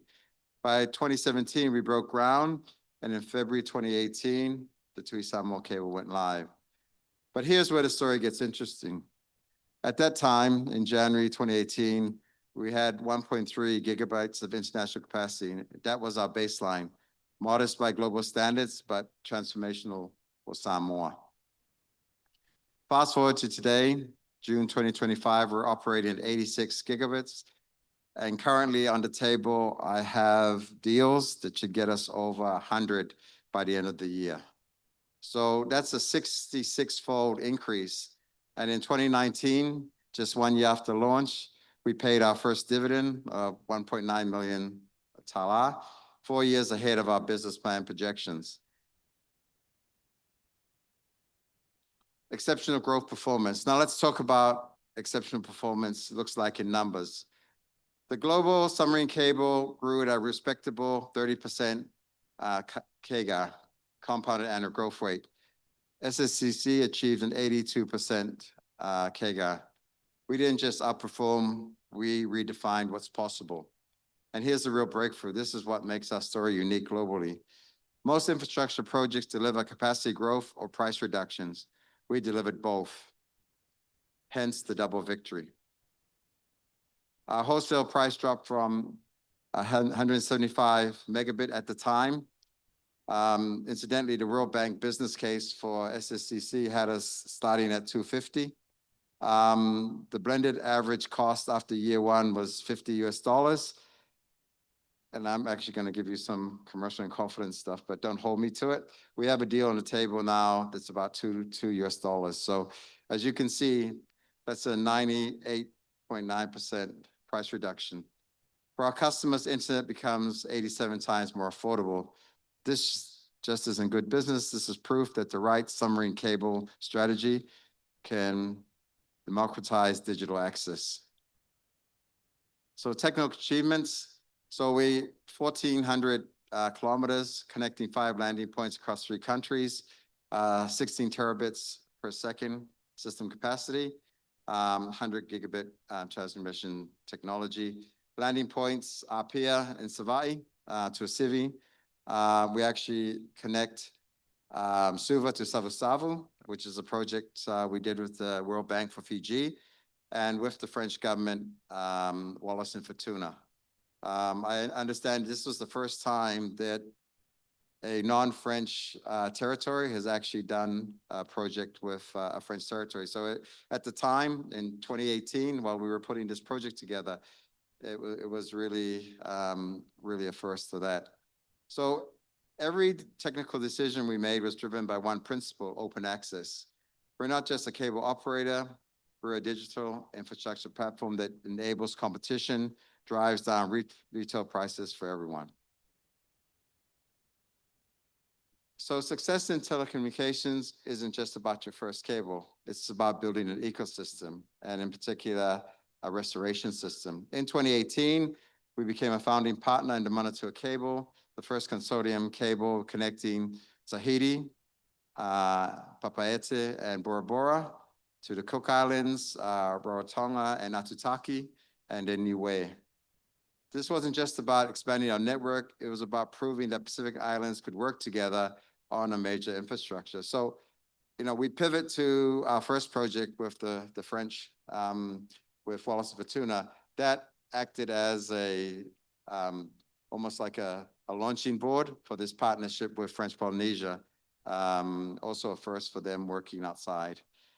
At the same year, we partnered with Subcom, the American provider, to build the first submarine cable depot in Apia.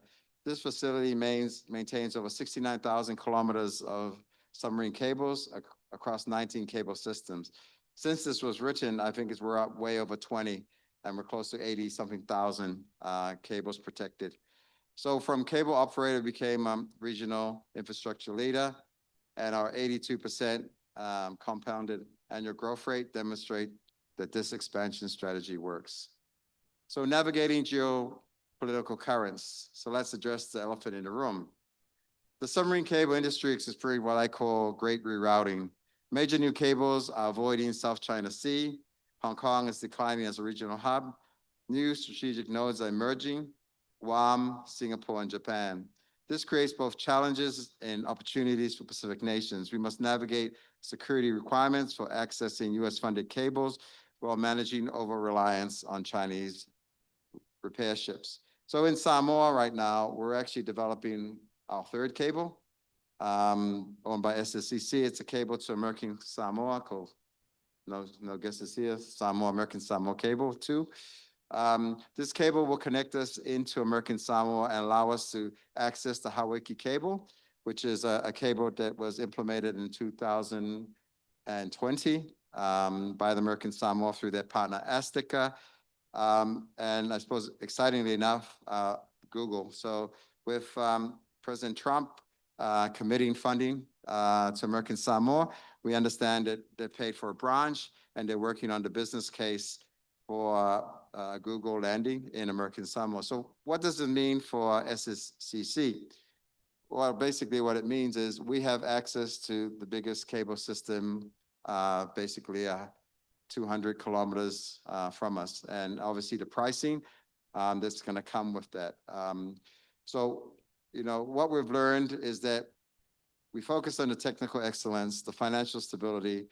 We actually leverage our regional cooperation, and we create value that transcends geopolitical tensions. Trust is built for performance and not politics. When we built this company, we actually made sure that our first cable, the Tui Samoa, was ASN. Our second cable was Subcom. And the third cable to American Samoa is likely to be ASN. So, in terms of ticking the box to make sure we got the right partners so that we don't have issues when we land in American Samoa, we've done that. So a few facts. Thank you for our colleagues from academia to actually speak about Starlink. So a few myths about Starlink. So Starlink, are they a threat? Is it the future? The reality from an operator's perspective is it's an absolute option, as our colleagues actually said, for remote areas. If you look at Falauilupo, there's places in Whangaloa which have been underserved in this island for so long, and certainly they do it. It has limited carrier grade capacity compared to submarine cables, and satellite restoration is not a true substitute for cable infrastructure. So it's really important to say that submarine cables and Starlink are actually complementary. Another fact, yes, they're very good in PR. In Tonga, when they had the cable cut in 21, they claimed that they actually provide the restoration for Tonga. I was working with Tonga Cable at the time. The initial devices didn't actually work in Tonga, but anyways, they pulled the PR. He was a Twitter all over the place. So in Samoa, they claim CHOGM, SSCC, and Vodafone partnered up to provide 20 gig, and we did it for free. This was SSCC being the one. So, the narrative and the reality are two different things, but that's fine. We're there to serve our people. We're not there to make ourselves look good. We work for our partners, which is Vodafone and obviously Digicel. So what I call the current Pacific cable boom. So Google they're the big dogs. They're the, big kids on campus, and they're bullying their way through the Pacific, building the cable from Tahiti to Fiji, Fiji up to Guam, Guam back to French Polynesia. So, if you don't have access to American funding like American Samoa, then make sure you have good relations with your American Samoa brothers. So magically, they're my favorite people right now. Every time we go to a conference, I'm the guy buying the drinks. Only because, we're in the business of connectivity, and sometimes we need to make that happen. I'm very conscious about the time that I've been allotted, so I've kind of rushed through that. I've always been told that I always listen to my parents, so I'll listen to our good moderator, and I've got 1 more minute. So here we go. Okay. So the current challenges and infrastructure vulnerabilities that are in the Pacific is that politics is a hugely impacting us. You would have seen Solomon Islands when they were actually building that infrastructure. The procurement was actually a Chinese manufacturer, and DFAT came to the rescue, and now they've got this brilliant cable funded by Australian Development Assistance. So the future of Pacific Island connectivity, I think the growth's actually going to come from a lot of this AI driven technologies, especially within government. I think we're only scratching the surface of where the demand is actually going to come from. If you actually consider our growth, it's by international standards, it's decent, but there's still a lot to go. How does this actually relate to Samoan customers using mobile telephony? So there was a study that was undertaken by University of Queensland that were commissioned by Samoa Ministry of Communications. And that study revealed that the mobile sort of connective prepaid, that Samoa was the second most affordable to Fiji. And so someone said, "Oh, how do we beat Fiji?" Well, Fiji did the brave thing, and they got a cable in 2000. It took us 18 years to get it, but we're bridging the gap, and the idea here is by getting access to Google, that we will continue to drive our country forward. So from a policies perspective, what are the strategic recommendations? We need to develop regional frameworks, cable protection, cross-border collaboration. We're actually doing that through SPMMA, which is a group of all the cable owners who operate the depot. We're working with governments about cable protections. Other topical issues is how do we deal with deep sea mining? Because deep sea mining and people digging up the thing actually impacts cables because, you know, they're actually in the floor and they're not actually going anywhere.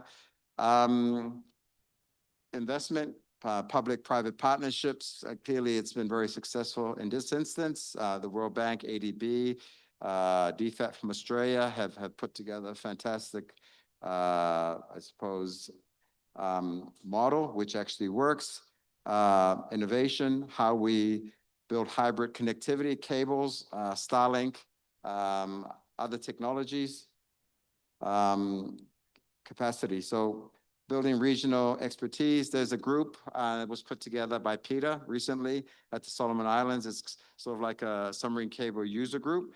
The Australian government has actually got a representative, and the idea here is because we don't have access to all the technical knowledge individually, how do we access some of this technology and share it? And I think we're finally learning that we're never going to get all the specialists in our area, but somewhere in the Pacific, in this cluster of 10 or so submarine cable companies, we're going to be able to collaborate and share and actually really work on how we upskill our people, because we can't expect development agencies to fly in and parachute in and solve our problems. We need to be basically the solution.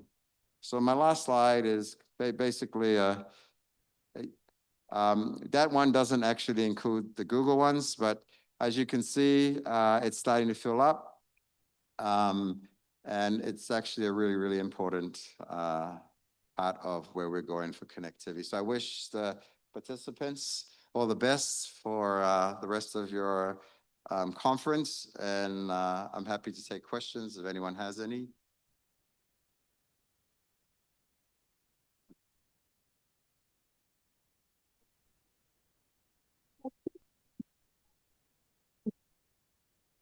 All right, we're out of time to go to the next session. So we'll take questions quickly, and then we'll move on to the final session. Any questions?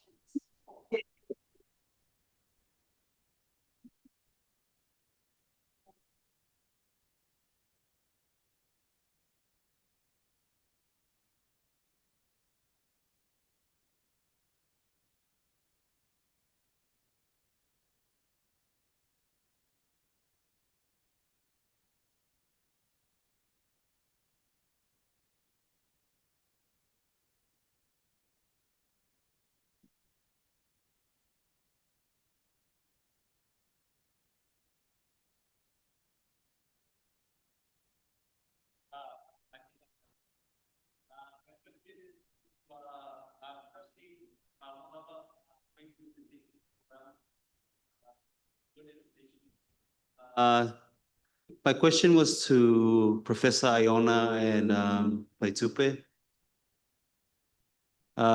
During your studies, did you go into detail of terms of support from Starlink in terms of billing?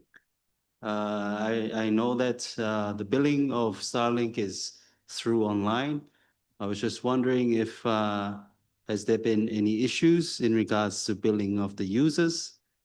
And if you know where the Starlink office is in Samoa, please. Thank you. All right, thank you. Look, this wasn't a study. This was really like a desktop review using, so we looked at the two frameworks that we thought that we would like to use to review the entry of Starlink into Samoa. So we looked at, these were the aspects that we thought we'd look at. We'd look at the competition in terms of entry, and using the product development model, we selected some of those aspects that we thought would be the key criteria. But the answer is no, we did not look at the And I think the other thing you have to remember, this is early days yet. So we did not talk about impact. We talked about entry. We haven't even looked at the adoption rates, and we don't have the data. Maybe David Main will have some data with him that he'd like to share, but definitely at this point, and as Pepe Christian has said, this is an innovation, and these are early days yet, but initial entry of Starlink into Samoa using those two frameworks, this is what we came up with. I hope I answer your question.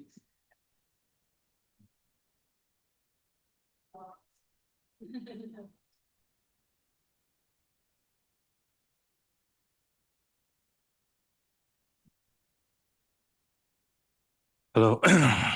Thank you very much to the presenters. I was just taking notes across the board, especially from Dr. Paul all the way to Pepe. I was just wondering that we have seen that Starlink and submarine cable in terms of hybrid resilience models.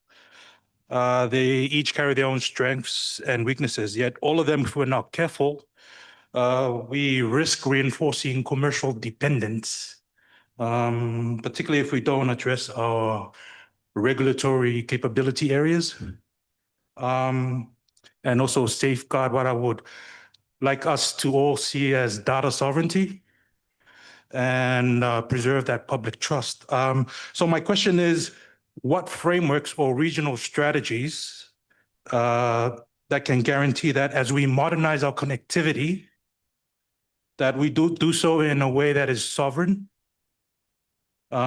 is collectively governed the Pacific way, and is resilient against extractive commercial models, what I would like to call the tech bro capitalism. And because if we don't, we are basically just modernizing another form of colonialism digitally. That is my question. Across the board. To answer that question. Yeah, thanks, John. Having worked with you, I expected something hard like that. Look, I suppose we're actually at the cusp of significant transformation and change, whereby the regulatory models that we have in place were first instituted in 2005 when the market became deregulated. So 20 years ago, the concept there was all about interconnect and traditional telecommunications. I think where we've actually moved to whereby data is oil and the whole concepts around it like data sovereignty. As we talk about trust and as we're moving towards some of these digital platforms for some of the policies that some political parties are looking at implementing, the whole element around digital IDs, trust, the different abilities is going to actually become very confronting.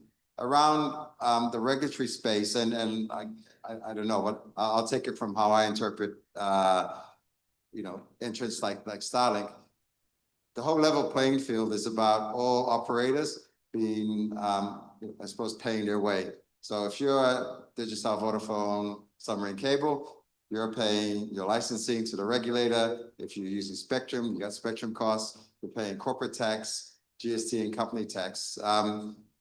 These guys are at the moment, they're like free riders until we actually come up to speed and we put into place a framework that encompasses their activity. And that's not even talking about cyber safety and cyber security elements of having someone in the ether basically managing data for people in Samoa. Yeah, I just want to add to that in terms of the regulatory framework is absolutely right. One of the issues that we have right now is that we have an outdated regulatory framework. As you can see from, it's called the telecom. We also have it being beefed up by the Telecommunications Code, Telecommunications Act 2005. So there is a need to upgrade. I mean, they have a lot of work orders that they've tried to add as new technologies come in. So the issue, I think one of the issues that I, for one, am very worried about in terms of regulation is we're having all these, the national platforms, the national ID being instituted, but we do not have any data protection and data, to do with data protection, data sovereignty, and the privacy and the protection of the rights of, the information of people is not in place.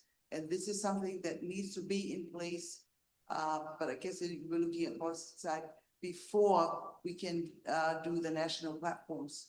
And this is something that's been a long time coming. It is not, still not in place. So yes, definitely a need to upgrade our regulatory frameworks so that it is in touch, because it's mostly just, as Pepe said, traditional telecommunication. And as you know, right now we are looking more at ICT being more encompassing, looking at systems, looking at data, more encompassing rather than the telecommunication side of ICT. Okay, I think I'll leave it here. It's a fantastic question, and I've got about 27 things I'd like to say in response.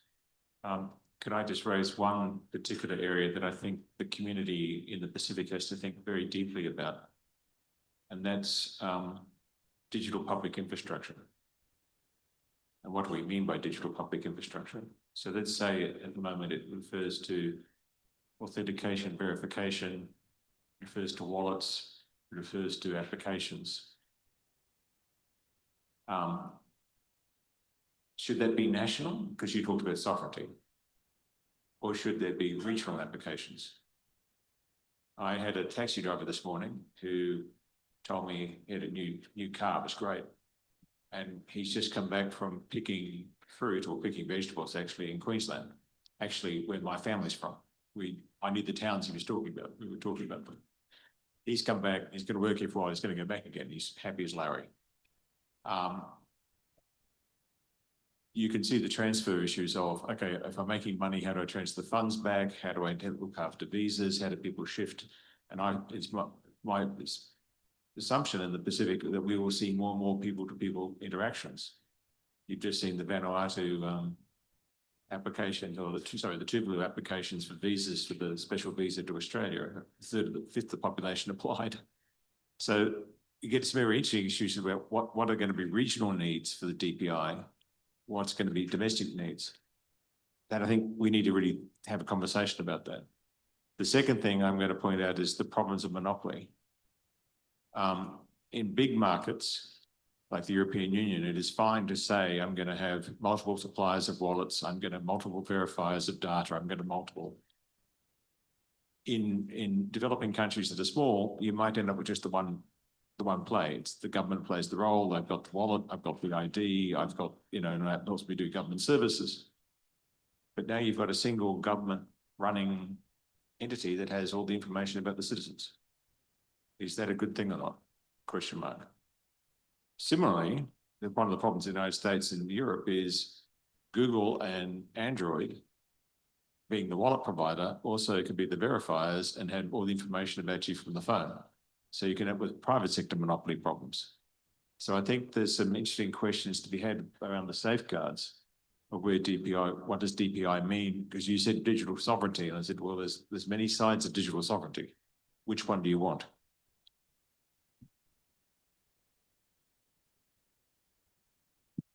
Oh.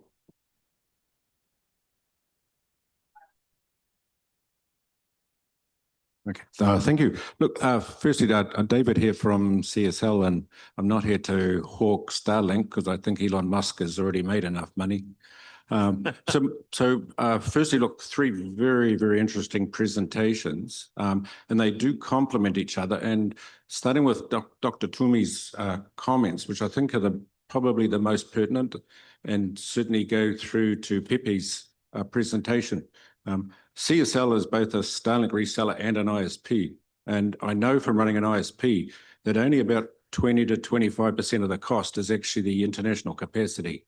So the national capacity, the running cost, the staffing, the electricity is the major component. And I see Starlink fitting a gap at the moment because the rural connectivity is not available in Apia, in Samoa, whereas the city infrastructure is actually very, very capable. So I don't see a future for Starlink once our technology develops nationwide. So Starlink is a gap filler, and it's very, very important while there is a gap. But as our telcos develop better infrastructure, the need for Starlink will become less and less. And I notice in the developed nations where you can have fibre to the home, I mean, there will be no Starlink. Nobody's going to go to Auckland, Sydney, Melbourne and put a Starlink dish into the city. So I see it very much as a rural connector, and it does have a place. But I also think that the telcos here have got a major battle on their hands, and that was a point that the doc you raised, is that we've spent a lot of money in developing our international infrastructure. Now we have to put some money into developing our national infrastructure. And should that be done at the telco level, or should it be through aid donors and government? And that's a question that's probably on the table at the moment. So I guess my question for the panelists is, how do we raise the national networks for this country now that we've got the international capacity?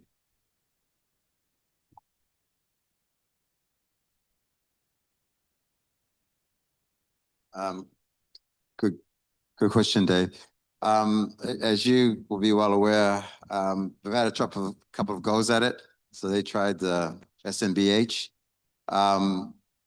The technology solution was was a bit dated by the time they'd made the decision, but the concept was there. There was a new project that was in the planning with World Bank, as you know, about getting the fiber connectivity, especially with 5G coming on, the ability to actually get the backhaul and transport for that type of technologies. But certainly that's what really needs to be done, and making sure that we've actually implemented, I suppose, the cutting edge technology and building the business model to support it. So if Samoa Submarine was a first of its kind and it's working, whatever this new entity is, which could be donor funded, that was going to be funded by World Bank, is to make sure that we have the right entity so that sort of level playing field, open access, that all access seekers, be it yourself, CSL, be it government for a particular project, be it the two operators, have the ability to access. And the model basically self-sustains itself, and it pays for its operational maintenance. Because like the cable, the thing that's going to basically get you is the O&M if you don't have enough units of capacity going across the cable. But certainly infrastructure that is accessible to all access seekers is certainly the way to go to develop Samoa, especially in the rural connectivity side. Just had a question with respect to protecting the physical infrastructure of the cable. So as they get into shallower water towards countries, they can be susceptible to shipping anchors and things. Has there been a need for regulation to have protected areas around the country where you can't anchor, or any kind of monitoring to protect the cables? Yeah, so great question. That user group coming out of PETA, Solomon Islands, who had someone drag an anchor last year sometime about June, basically had a cut because of that, but they had the legislation in place, like a cable protection one. I think the legislation there is being used as a model for other people to have cable protection zones and the necessary safeguards that actually that are required under the for that type of thing.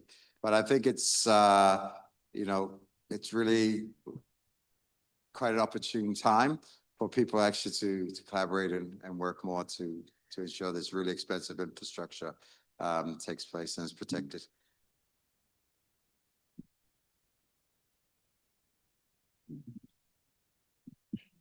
It's all right.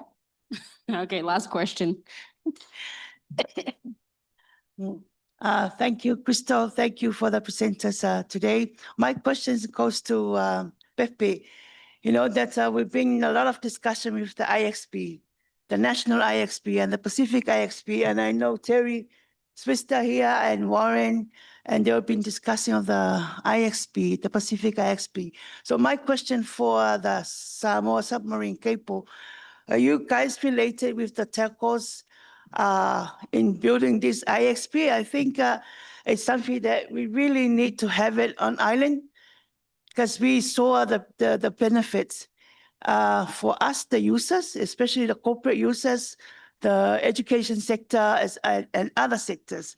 So what is the assistance, or you guys work together with the local telcos to assist with this IXP? Sure. Another good question. So currently the two major Digicel and Vodafone have peering, and that must be like 97% of the traffic. But what's SSCC willing to do? I think we have a really important part to play because we are that public-private. So whilst we have private objectives for our shareholders, we have an ability to be able to support such types of things. We're building a new HQ just down the road next to our CLS, and we're actually putting in multiple racks there for these types of infrastructure, and we're really willing to help. We've got a big strategy about support for education, which you'll be very happy to hear, and we can have a chat about that over drinks. I become more interesting with the more drinks you have, but anyways, I detract. That being said, I think SSCC has sort of gotten over the hump in terms of we're paying our shareholders. So I think we're able to give more support to education and initiatives like IXP and be a real supporter of these initiatives. Thank you.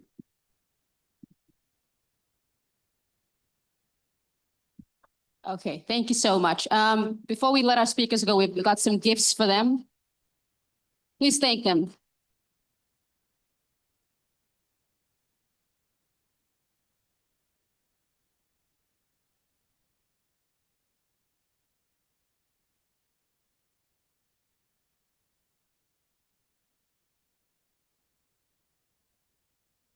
We won't have any breaks. We'll just go into the last session, and then we'll end the event with the welcome cocktail at 6 p.m.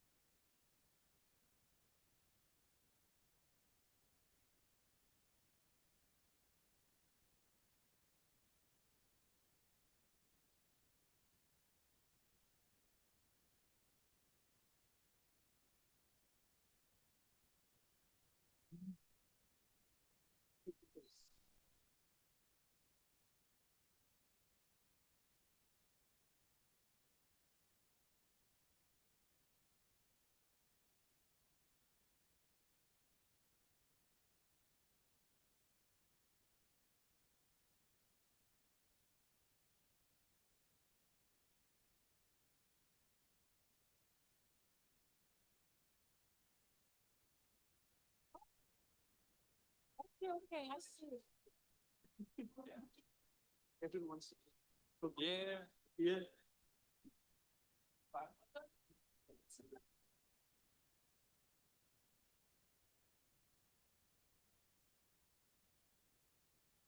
All right, Bula Vinaka, everyone. Looks like everyone wants to leave, but we still have one session left on community engagement and awareness. So let's just settle down. We'll go through this session quickly. I've been told by the organizers of the event to make this as quick as possible because everyone's really excited about the cocktail event, right? So joining us once again, familiar faces. They were our speakers this morning as well. And they are returning to share their insights and continuing the conversation that they had this morning on the Forum Fisheries Agency's journey towards the ISO 27001 certification. Unfortunately, our other speaker, Mr. Kenneth, couldn't make it. He's unwell.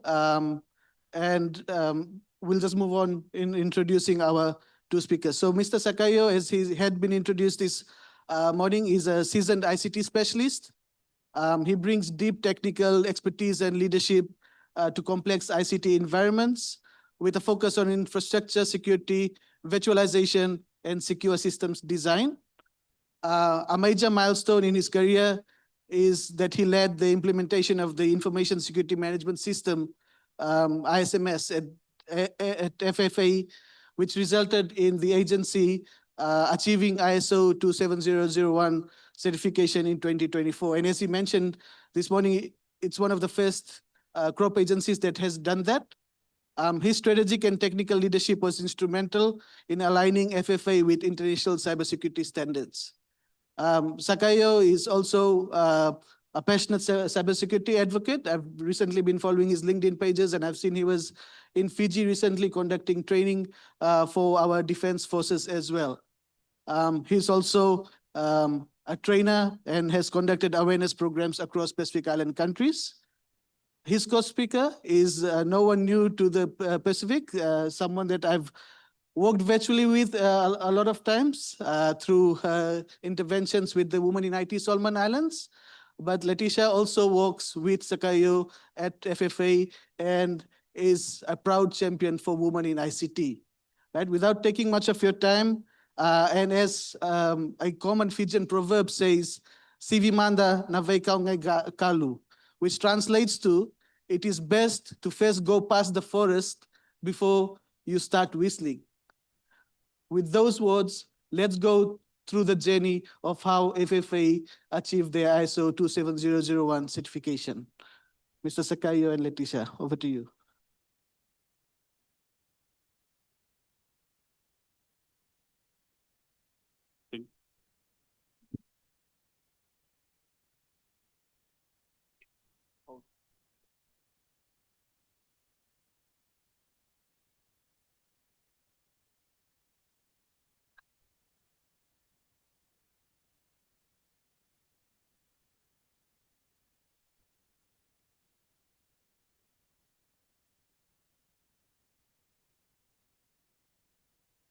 All right, thank you very much, moderator. So we're going to be very quick, we promise. The presentation, as you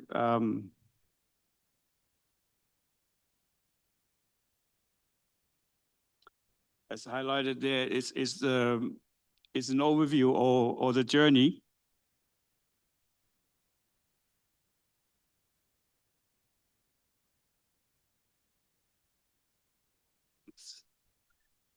Time to go to the cocktail. Yeah, the journey that we at the FFA took to get the ISO 2701 certification. Can you put up your hand if you know what the ISO 2701 is? Okay, there's a couple here. Good. So the ISO 2701, now it's the 2022 latest version. It relates to the ISMS. So at FFA, we have an ISMS policy. And I was hoping that the previous presentation that we had in the morning would be the first, because that will actually give a clear picture of why we actually have this, the ISO 271, because that actually provide all a clear picture of why we are doing it. Why we actually putting those systems in place. And it is because of this. Now, how this came about, it came through the FFA FFC Council. One of the members who thought that the ISO 271 looks awesome without actually knowing what's behind it. So he put up his hand and say, I recommend that FFA go for the ISO 271 certification or adopt the ISO 271 without actually knowing the amount of work that you need to do to come to this one. So when I came on board FFA has already got an ISMS policy, which is based on this standard. So it took me 2 years to get the FFA acts together, which I will share with you, the journey, in actually coming to a stage where we say we are ready to get the certification. So for this presentation, like I said, we need to run this through quickly. We're looking at why we pursue the certification, which I already told you, the background behind it. The key benefits of the certification, what prompted FFA to pursue the certification, what is the process to become certified, the documentation review and the gap assessment, the asset mapping and the risk assessment, the implementation and the evidence collection. Then we look at the pre-stage 1 and stage 1 audit, the pre-stage 2 and stage 2 audit, and the partners which support FFA in our ISO 271 journey.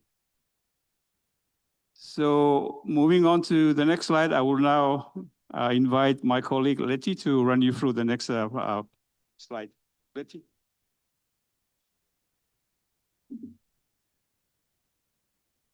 So Sakaio has already mentioned the background, but some of the reasons why pursuing certification is basically to identify and manage information security risks systematically, establishing a culture of continuous improvement and accountability, meet the expectations of clients, partners, and regulators, enable entry into new markets or sectors with regulatory requirements.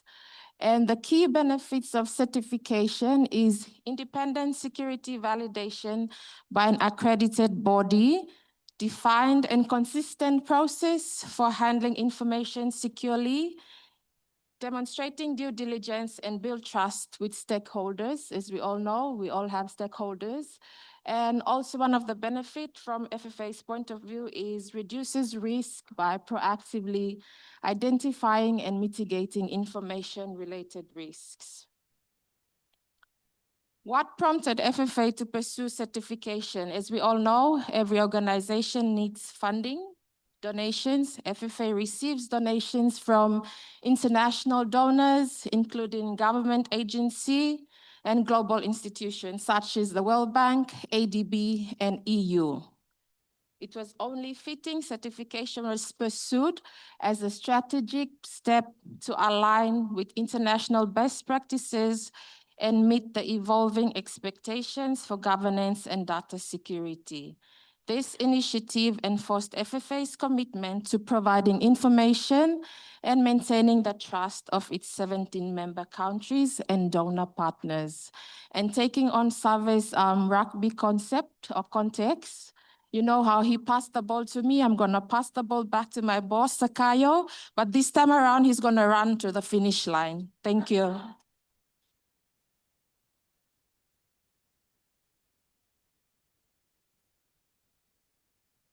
Thank you, Letty. I've never been a good finisher, so not sure whether we're going to score a try today or not. Anyway, moving forward, like I said, when I came on board, the FFA has already, they've already had something in place called the FFA ICMS policy, which has all these statements. But looking at that, the policy lacks a lot of documents. There are no policies that actually support the statements that are in that policy. So the first thing that I did was to look at, and the other thing that I noticed was the policies and the procedures, the guidelines are all over the place. There is no centralized repository where you can actually go there and look what's available. So it's a big ask for me like I said, the guy who actually put up his hand didn't have any clue of the hard work or the difficulties in actually putting this together. Anyway, I took up the challenge in actually getting this starting to work. The first thing that I did was to look at how we can actually bring all these documents, the procedures, the guidelines, the policies that are there, to a place where if I want to go and look for one, they're available. So with the research that I've done, I found something which is called, some of you probably familiar with, it's a platform called ISMS Online. So I look at it and ask some of my peer around the IT community, and I got a good recommendation to go for it. So that's when I actually look at the platform, bring it on board, and start looking at the policies, start uploading the policies. So if you're familiar with the ISO 2701, the 2013 version is different from the current one. Yeah. So with that, because we already passed the 23, we actually are working towards the 2022. And on top of that, I've actually looked at somebody who has the knowledge in implementing the ISO 2701. That's why we went out to the market and say, anyone there that is able to actually assist us with this journey, please come forward through the tender process. So we've got a vendor based in Sydney that was able to actually assist us. So if you look at what's on the screen there, those are the process that we went through. We look at the document review. We do the review of the document to ensure that the policies that are there, the procedures, the guidelines are in line with the ISO 271. We did a gap assessment. We do the asset mapping. This is all done on the platform, the ISMS Online. We did the risk assessment, the implementation and evidence collection. Then we went for the pre-stage audit. This is the stage where the auditor will actually come in and just look at the checklist that we have and see if we are actually on the right path. And then we went for the stage 1 audit. So that's when the audit will come. We'll look at the set of documents that we had already on the platform, said, yes, you are ready now to move to stage 2. But it's not an automatic process. You have to go through the pre-stage 2 audit. And again, we went through the pre-stage 2 audit, ensuring that the documents that are needed for the stage 2 audit are there. So come the stage 2 audit, the auditor actually came to Honiara and actually looked at what we have. Now, the thing that you need to be aware of, it's very good when you put in policies and say, yeah, this policy, but when the auditor comes, it will ask you, where's this policy? Oh, I've got it here. Show me, that you are actually implementing that policy. That moment, you need to make sure that you are actually implementing the policy, because if in paper you have it, but you're not implementing that policy, it's a straightaway non-conformity. They will say, no, we will not issue the certificate because of this. So that's something for those of you who are interested in going down this path, take note of that. So basically, those are the steps that we actually took and using the platform that I mentioned. And then after the stage 2, everything is in order. They gave us the certification.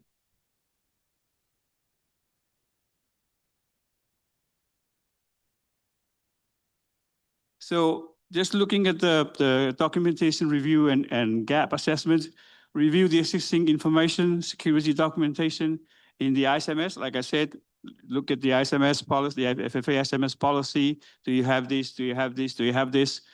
and identify the missing policies and records using the IMS online. So according to the, if you're familiar with the ICMS policy, there's something called the Annex A. That's where the controls. So I believe there are 4 controls in the Annex A, but with those 4 controls, there are activities for each of those 4 controls that will actually take forever if you are not up to the task. So with the documentation review and gap assessment, we identified the missing policies and record using ICMS online. We mapped the gaps against the ISO 270 Annex A control, which I referred to earlier, and then use the findings to shape the implementation plan and milestone. So if you look at the drawing there, so that's what we actually, the path that we took to work on the documentation review and the gap assessment.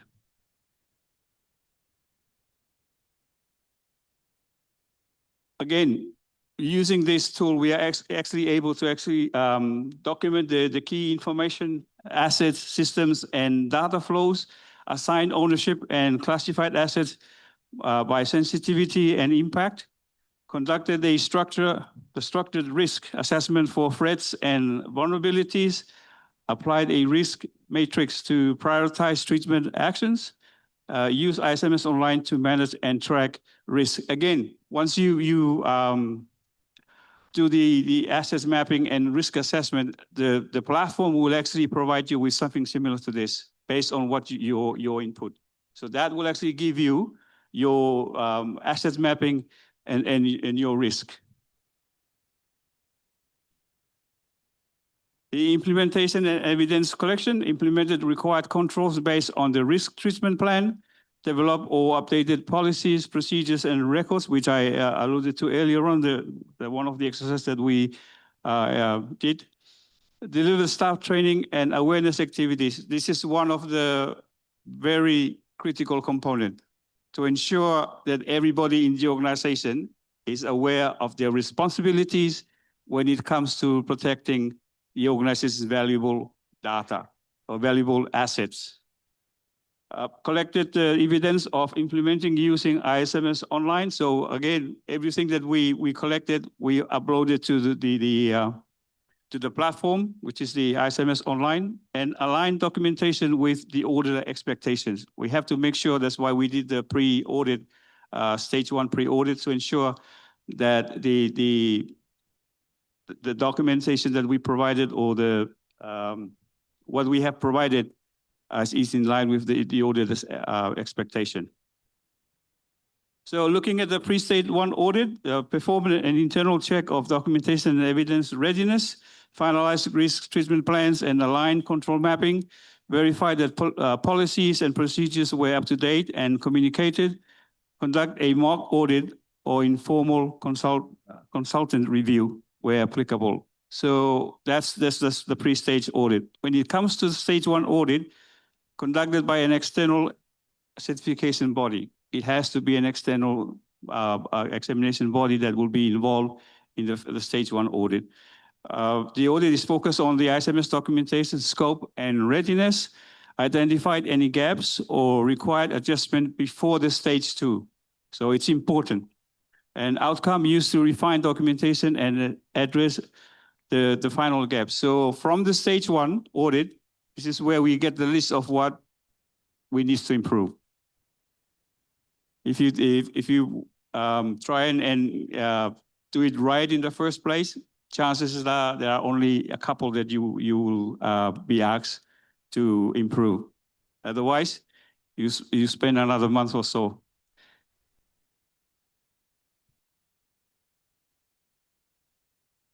So looking at the pre-stage 2 audit, the internal review to confirm readiness for stage 2, that's the last stage.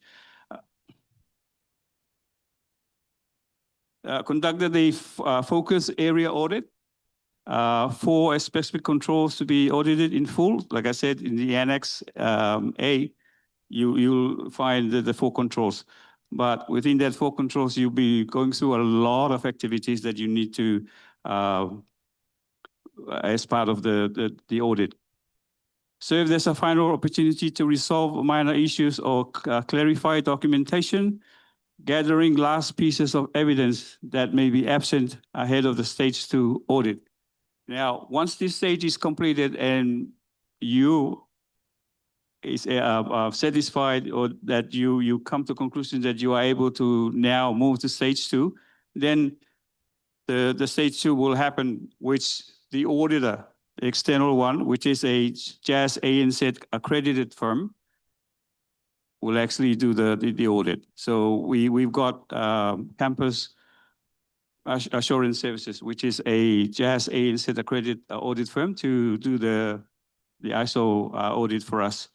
Assessment is based on the control was completed through the evidence provided for each control. Like I said, they were physically in Solomon at FFA. They were actually asking, can you provide us with this? Well, how do you implement this?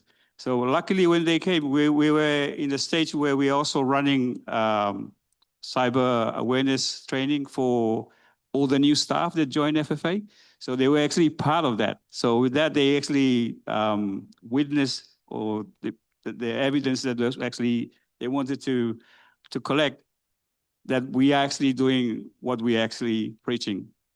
You know, it's in the documentation, and they've seen it with their own eyes that we are actually doing that.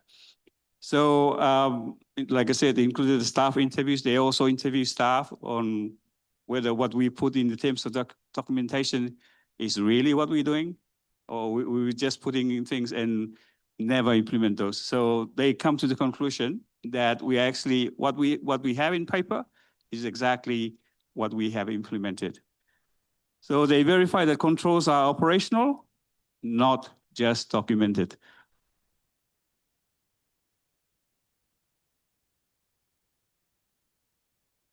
So this is not to advertise who assisted us, but just to let you know, these are some of the, we've got the company from Sydney who assisted us. And of course, we have the ISMS online platform, which we use to put everything so that when the auditor comes to do the audit, he or she will not ask me, can you get this document? They will just go to the, we provide them with the login. They will go in and do their job. So instead of spending a week, they only spend a day at FFA because they were able to actually log into the platform. They were given all that they need to have a look for them to carry out their work, which is the audit. And that's it. That's what we've got.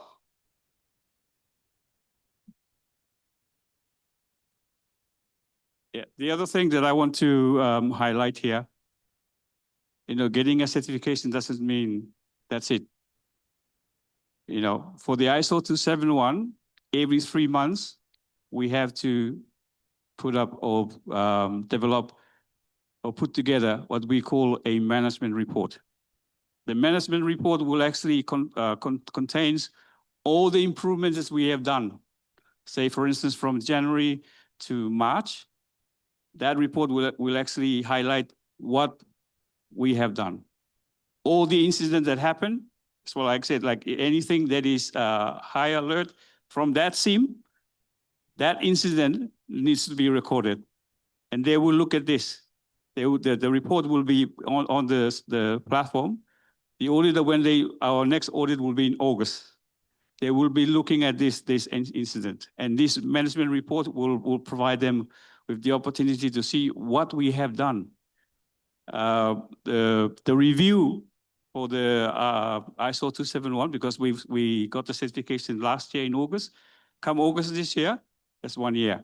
And then we will look at whether ISO 271 is still something that's suitable for FFA, or we look for another standard. So the idea is to wait until we finish the first year of the implementation. Then if we feel that the ISO 271 is something that we need to move to another standard, then that's something that we need to actually make the recommendation to the executive management, which needs to go to the FFC. If FFC, the governing council for FFA, say no, then we can't do much.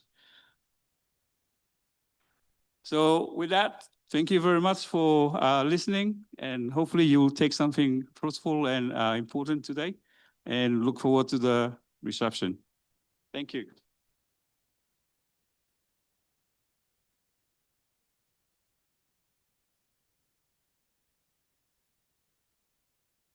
Thank you, Sakaio and Tisha, for a wonderful presentation.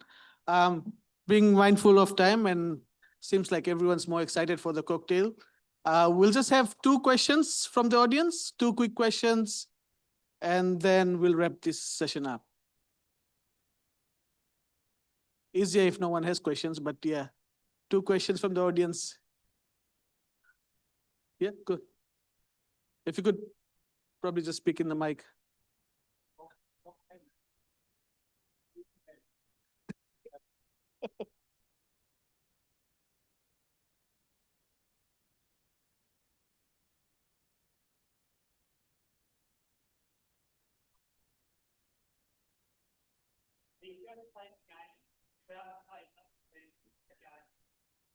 Where you go and back over previous game and learn from what you did wrong. And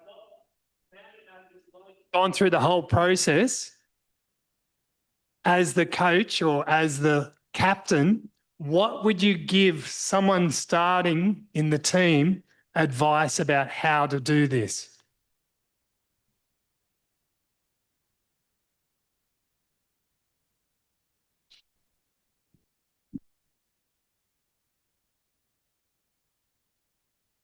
That's a good question. So for those of you who are actually planning on going down this path, I would say it's not easy if you don't have the documentation, the right documentation in place.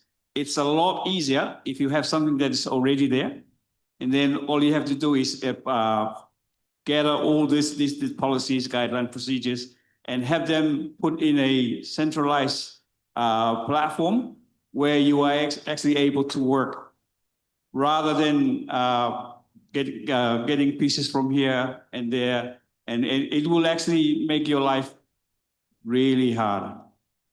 So my advice, if you are planning to go down this path, make sure that you have the documentation in place, your documentation, your policies, your procedures, your guideline, but also if you have a ISMS policy that the organization use that one, because that's how you actually know the documentation that you have in place.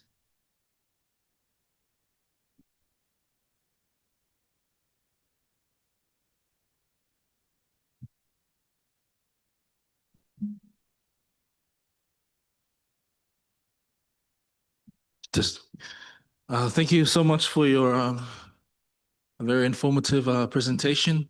Sorry, I don't have any rugby analogies. I only have food analogies, so I'll get to my question. I am interested in pursuing this certification, but more so in the area of e-commerce.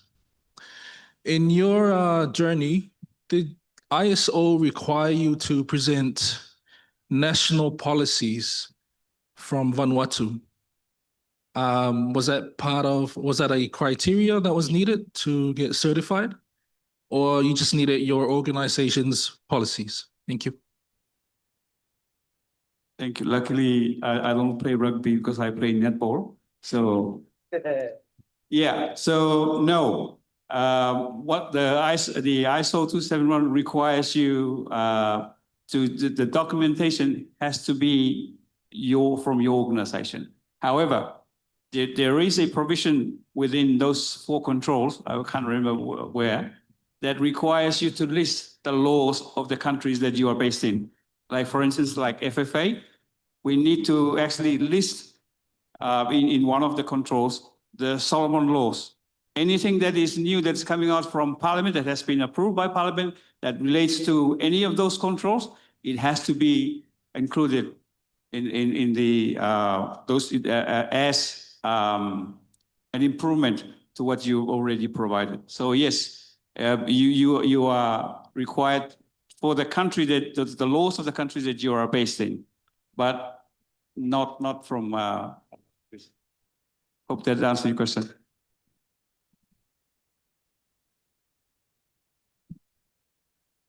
Thank you, speakers, for your contributions, and thank you to the audience for powering through the last session.